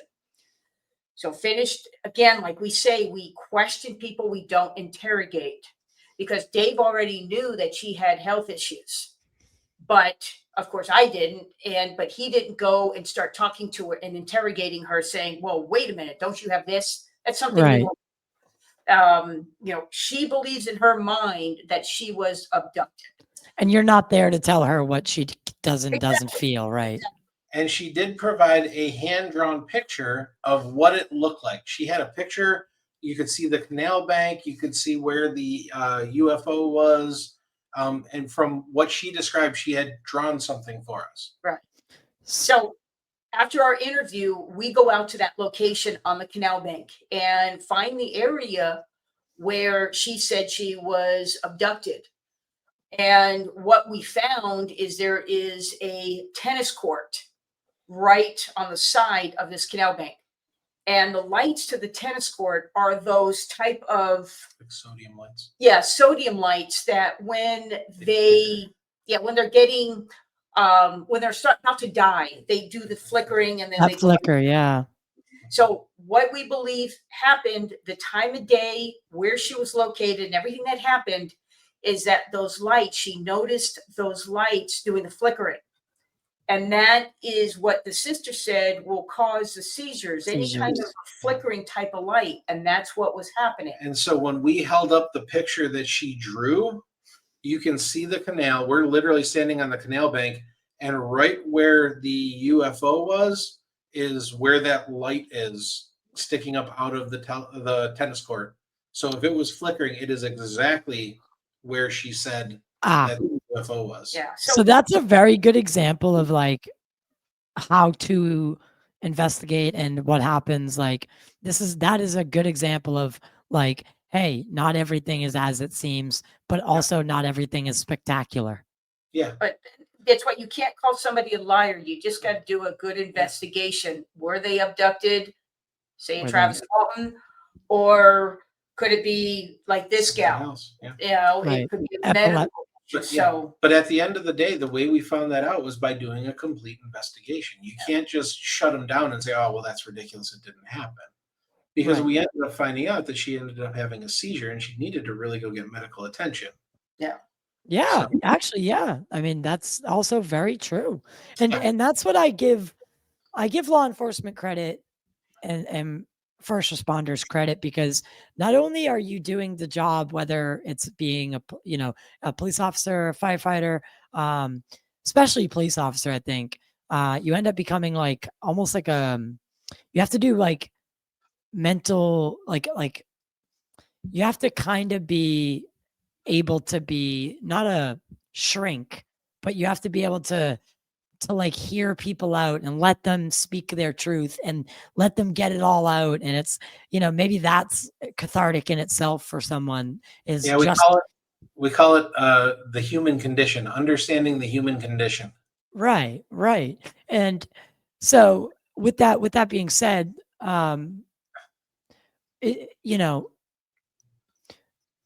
if what do you think is holding back true disclosure? Is it, for all the reasons we've talked about tonight so far, is it that it's so far beyond what we understand as to be reality, and it would totally crack open people's reality, like their belief systems, and or do you think there's some sort of cover up?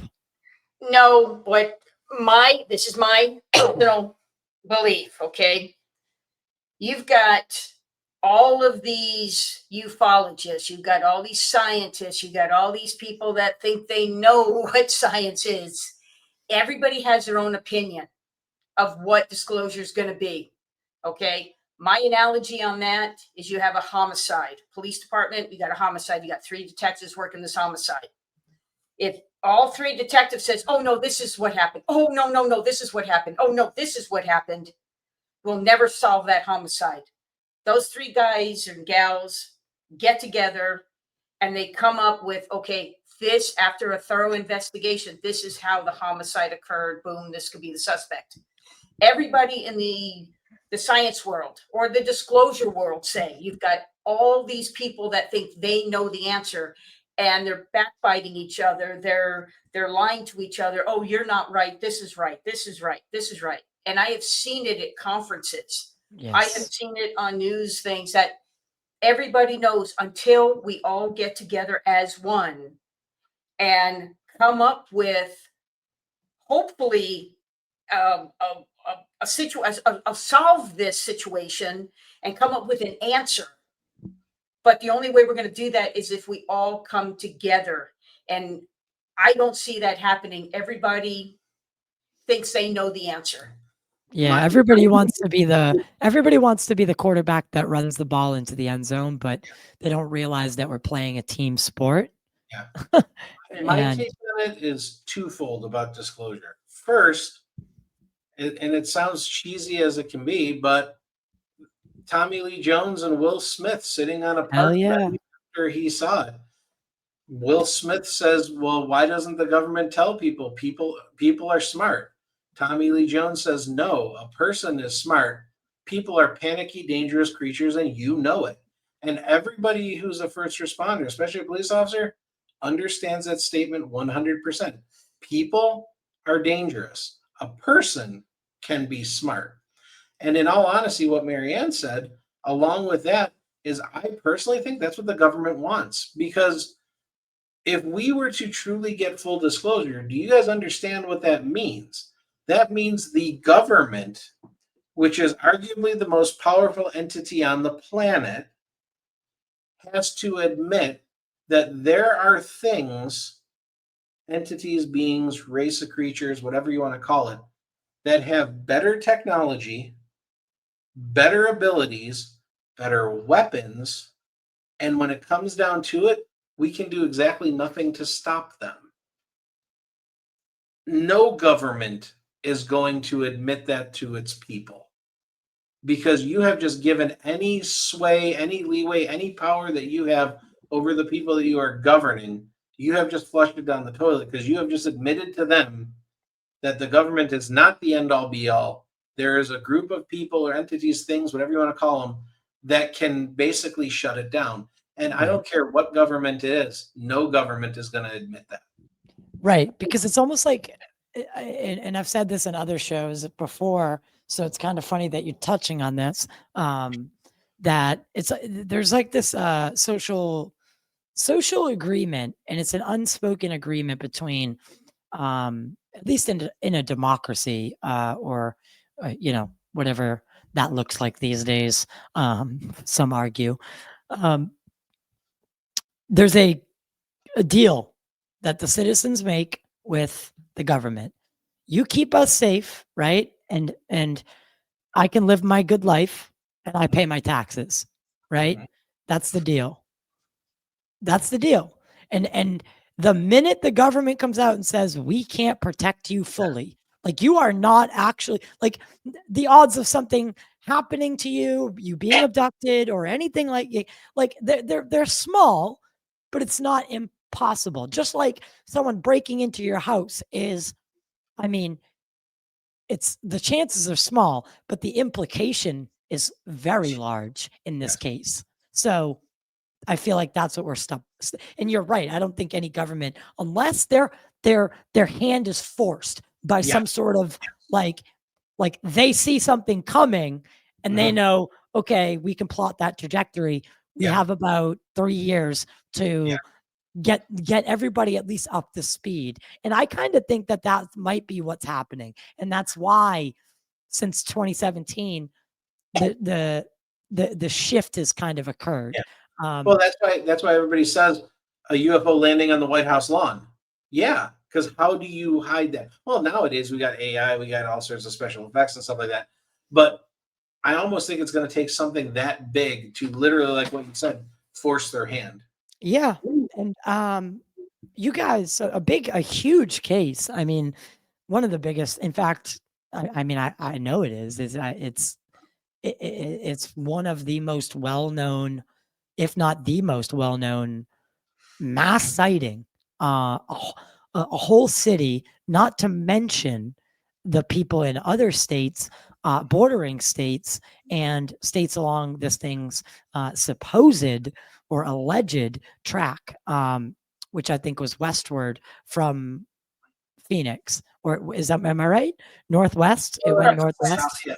Came from Southwest. the west, kind of went southeastish. Yeah. Oh, okay. I'm sorry. So I had it backwards. What was it like to be in Arizona in 1997 when the Phoenix Lights incident happens? I mean, we'll probably end here, and I'd love to have you guys back on. We've already talked about that. We're 2 hours in, and I could probably talk for I could ask questions for 5 hours probably, with all the knowledge that you guys have. But set the stage, and what was it like during that time? Because I mean, that's Well, I can make it real easy. I was okay. working shift, so I was fast asleep when all this was happening. And I wasn't a cop yet. I started in 1998. uh, Sorry. So, all right, never mind. So we'll end it there, guy. No, I'm just kidding. no, no, there has been. We did speak at the Phoenix Lights. I guess not conference, but the Like Phoenix the annual event that an they have, annual event. Yeah, that Dr. Lynn Lynn Kitai does. we spoke last year and everything, but my biggest thing is, like I said, I was fast asleep. I went to briefing the next morning. Nobody ever talked about it. It was really nothing. People really didn't talk about it back then in 1997, thanks to the governor knocking it down, to flares. Everybody was talking real quick. It was all flares, flares. So everybody just kind of kept it like, oh, okay, it was flares. And they just dropped the story. So ironically, since we've started UAP-PD, we have gotten 2 officers, one from the Mesa PD and one from MCSO that were both working that day, and they gave us their take of what they saw. But interestingly enough, we ended up tracking down a firefighter because we also work with firefighters and other first responders. He told us that he was at a training that night that it happened with like 70 firefighters and police officers. And he told us what they saw from their perspective because they were up in Cave Creek. But here was the thing that was interesting, or enlightening, I should say, in my world. Exactly like what Marianne said. First responders, nobody talked about it. This guy told us they're all standing around doing a debriefing. They're in the dark. There were helicopter pilots there that were all landed because they were doing the debrief. They see these lights coming from the northwest, heading past, so they're watching it. And he's like, initially, everybody was all captivated. Like, what is this? What is this thing flying? It's huge. What could it be? Is it a group of things flying in formation, or is it one large thing? We couldn't figure it out. And the thing that he said was interesting. He's like, at one point, somebody in the group says, oh, it's probably military. And then everybody dropped it. And among law enforcement and first responders, that is a trend. The moment you see something that you can't explain, if somebody throws out, oh, it's probably military, we never push it any further. And that now that we're starting to realize these sort of things, when we were all officers, we didn't think really beyond that. Like somebody says it's military, okay. But now that we're both retired, we're kind of like, why did we always accept that answer? Right. Like, we always just default as soon as somebody with bars, stars, or stripes said, oh, it's military, we just kind of let it go. And this was the first time that it really kind of came up from a different source to me, that during the interview when he said it, I was like, man, why is that? Why do we just, as soon as somebody in command says, oh, it's military, we just let it go?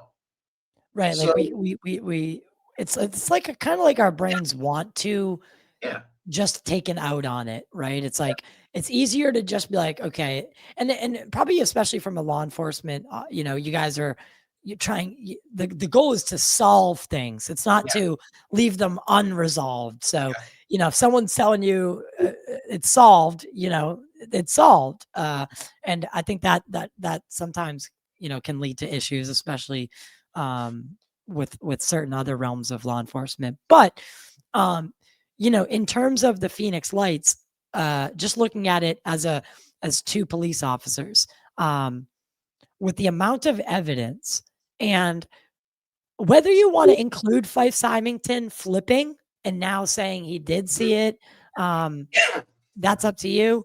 But do you think that case has enough, at least evidence, as far as witness testimony, video evidence, that and then the mock the Air Force trying to recreate the event multiple times to no avail, to not even close. In fact, it was almost laughable. Is the statement that I've been given multiple times, that the people in Phoenix were very upset that they weren't being taken seriously, and that something extraordinary happened, and honestly might even continue to happen.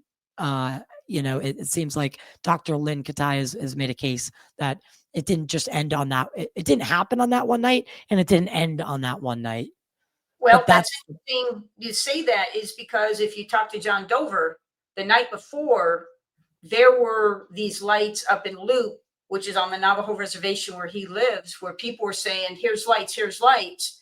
They all went outside. They all took out their lawn chairs and they sat there and they watched the light show. There were lights going all over in that area in Loop, and they accepted it. They're like, yeah, okay, this happened. And it was interesting. It was the day before the Phoenix Lights, the 13th. So that would have happened on the March 12th. 12th. Phoenix Yeah. Lights happened on March 13th. Now, was there something? Yes. Yes. I don't think anybody can argue that nothing happened. Right. Something happened. Right. The question is, was it military? Was it extraterrestrial? Was it interdimensional? The question is, what is it? I don't think anybody can get away with saying, well, nothing happened that night, or they can get away with saying it was flares. Like you said, the flare thing, in all honesty, the flare thing makes me think it might have been more of a government thing, because why would the military be that quick to come up with an excuse or a smoke and mirrors, look over here thing, if they didn't know that something was already happening? So part of me thinks, and I don't know for sure, but part of me thinks it might have been more of a military craft that they were testing. But like I said, I don't know. I don't have all the facts. But I just think one thing makes me wonder. Yeah, I just think if it was military, the way that the operation was conducted was, it was terrible. Yeah, you showed you showed an entire city. But if you've got a second, let me throw something out to you. Could be a psychological operation. Just Well, test out. not even that. Prior to the Phoenix Lights sighting, there was a scientist in the Las Vegas, Nevada area that came up with a substance that looked like plexiglass, but it basically refracted light. And if he held it up, you could get behind it and you would see beyond where he is. It like invisible. Yeah. Let me just throw this out there. Again, I have no proof that this is real. I have no proof that this is what happened, but I'm just throwing it out. I'm the government and I just created a stealth dirigible because this substance, you can't move fast. You have to move slow with it. So I want to create a platform that can loiter, can travel very slowly over an area and will not be seen. So I'm going to take my craft, my dirigible, my stealth blimp, whatever you want to call it, giant wing-shaped thing. I'm going to cover the entire bottom of it with this substance. So when I'm standing on the ground looking up, I don't see it. I see the stars behind it. We have multiple witnesses that say it's like you could see through it, but like it was there, but you could see through it. We have a number of witnesses that have said that. So now I'm the government. I want to test this. Where do I test it? I need to test it over someplace. So I'm going to pick a city that is in the middle of pretty much nowhere, where if it botches, if it goes south, we can go north, south, east, or west. It doesn't matter which direction. We're going to get out from that city. We happen to have an airport or a military base in that city where we can have jets stationed with flares. If things go south, we can launch them, have them drop flares, and claim it was all a training incident or something like that. So, like I said, it kind of makes sense. Now, is it the truth? I have no idea. Maybe it was an alien craft. Maybe it was interdimensional. I don't know. But I look at that military thing, and for some reason that keeps sticking in my craw about how they were able to get jets up there so quick to drop flares, and how they were so quick to kind of deny, cover, Fife Symington. Oh yeah, it's all Yeah. a big joke. We're going to turn it into a joke. And so again, like I said, I don't know for sure. I wasn't a cop at the time. I didn't see them. I was, I think, asleep because I was working a weird shift at that time, doing a job before I became an officer.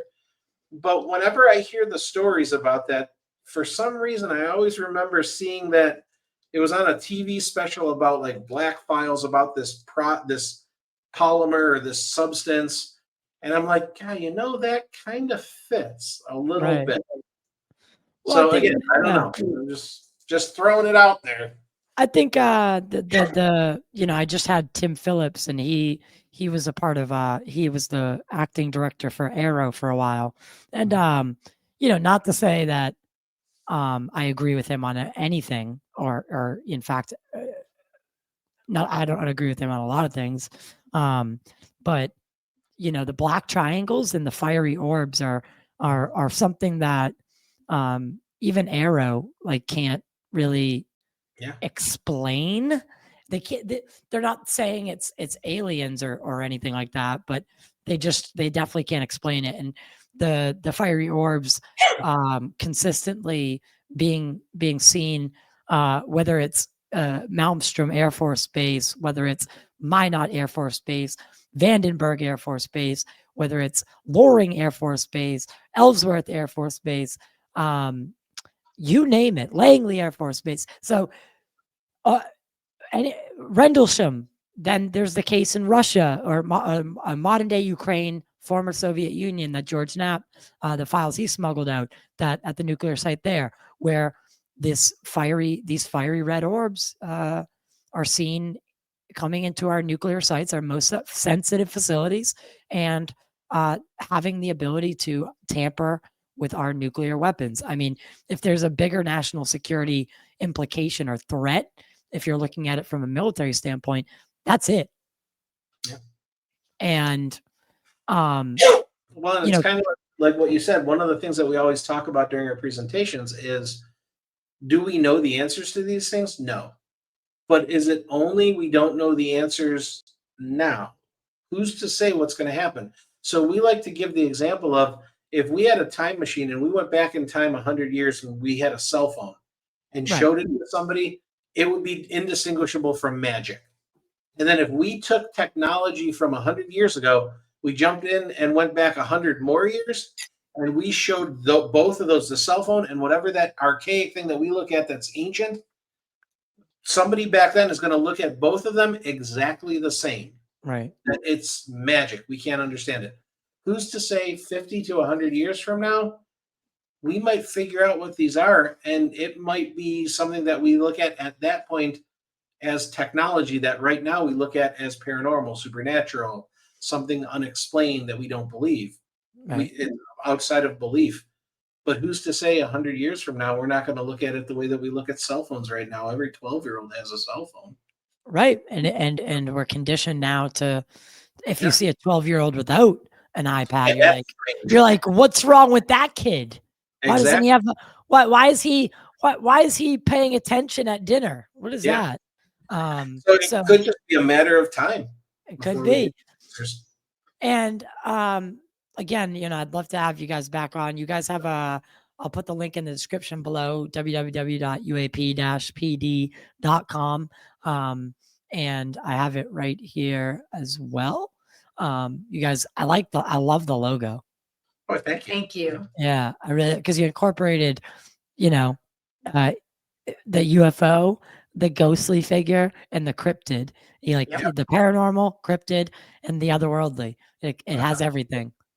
I love it. So what if you had to say, if there's one thing that listeners or people watching, if there's one thing that you'd want to get across about investigating and law enforcement and the unknown, what would that be? Well, if what we tell people is that if you are a law enforcement officer or a first responder and you have seen something that you cannot explain, don't keep it inside. Don't think you're crazy. Don't stress out. Please, you have a place to go. contact us, contact UAP-PD.com.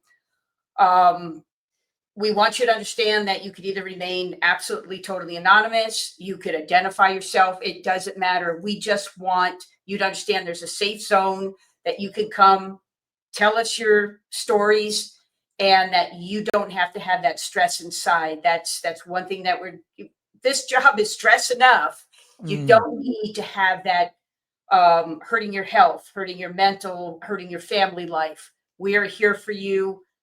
We want to help you out as best we can. It's beautiful. It's beautiful. So you know, is it only law enforcement that you work with, or are there other ways that could a military person contact you? Well, we do any first responders is what we're looking for. So firefighters, police officers, EMT, emergency room technicians, ambulance drivers, emergency room doctors, nurses, corrections, parole, probation. We haven't really done anything with military, but if military police, they're on duty during it, or a firefighter for the military wants to reach out to us, we kind of are trying to stay with first responders because that's what we really understand. But even if somebody just wants to talk or has a story and they're not a first responder, they can always contact us. We may not be able to do an investigation. We may not be able to take the story and use it as we're using to try and encourage other first responders, but we're still going to help people. We might be able to direct them to a source.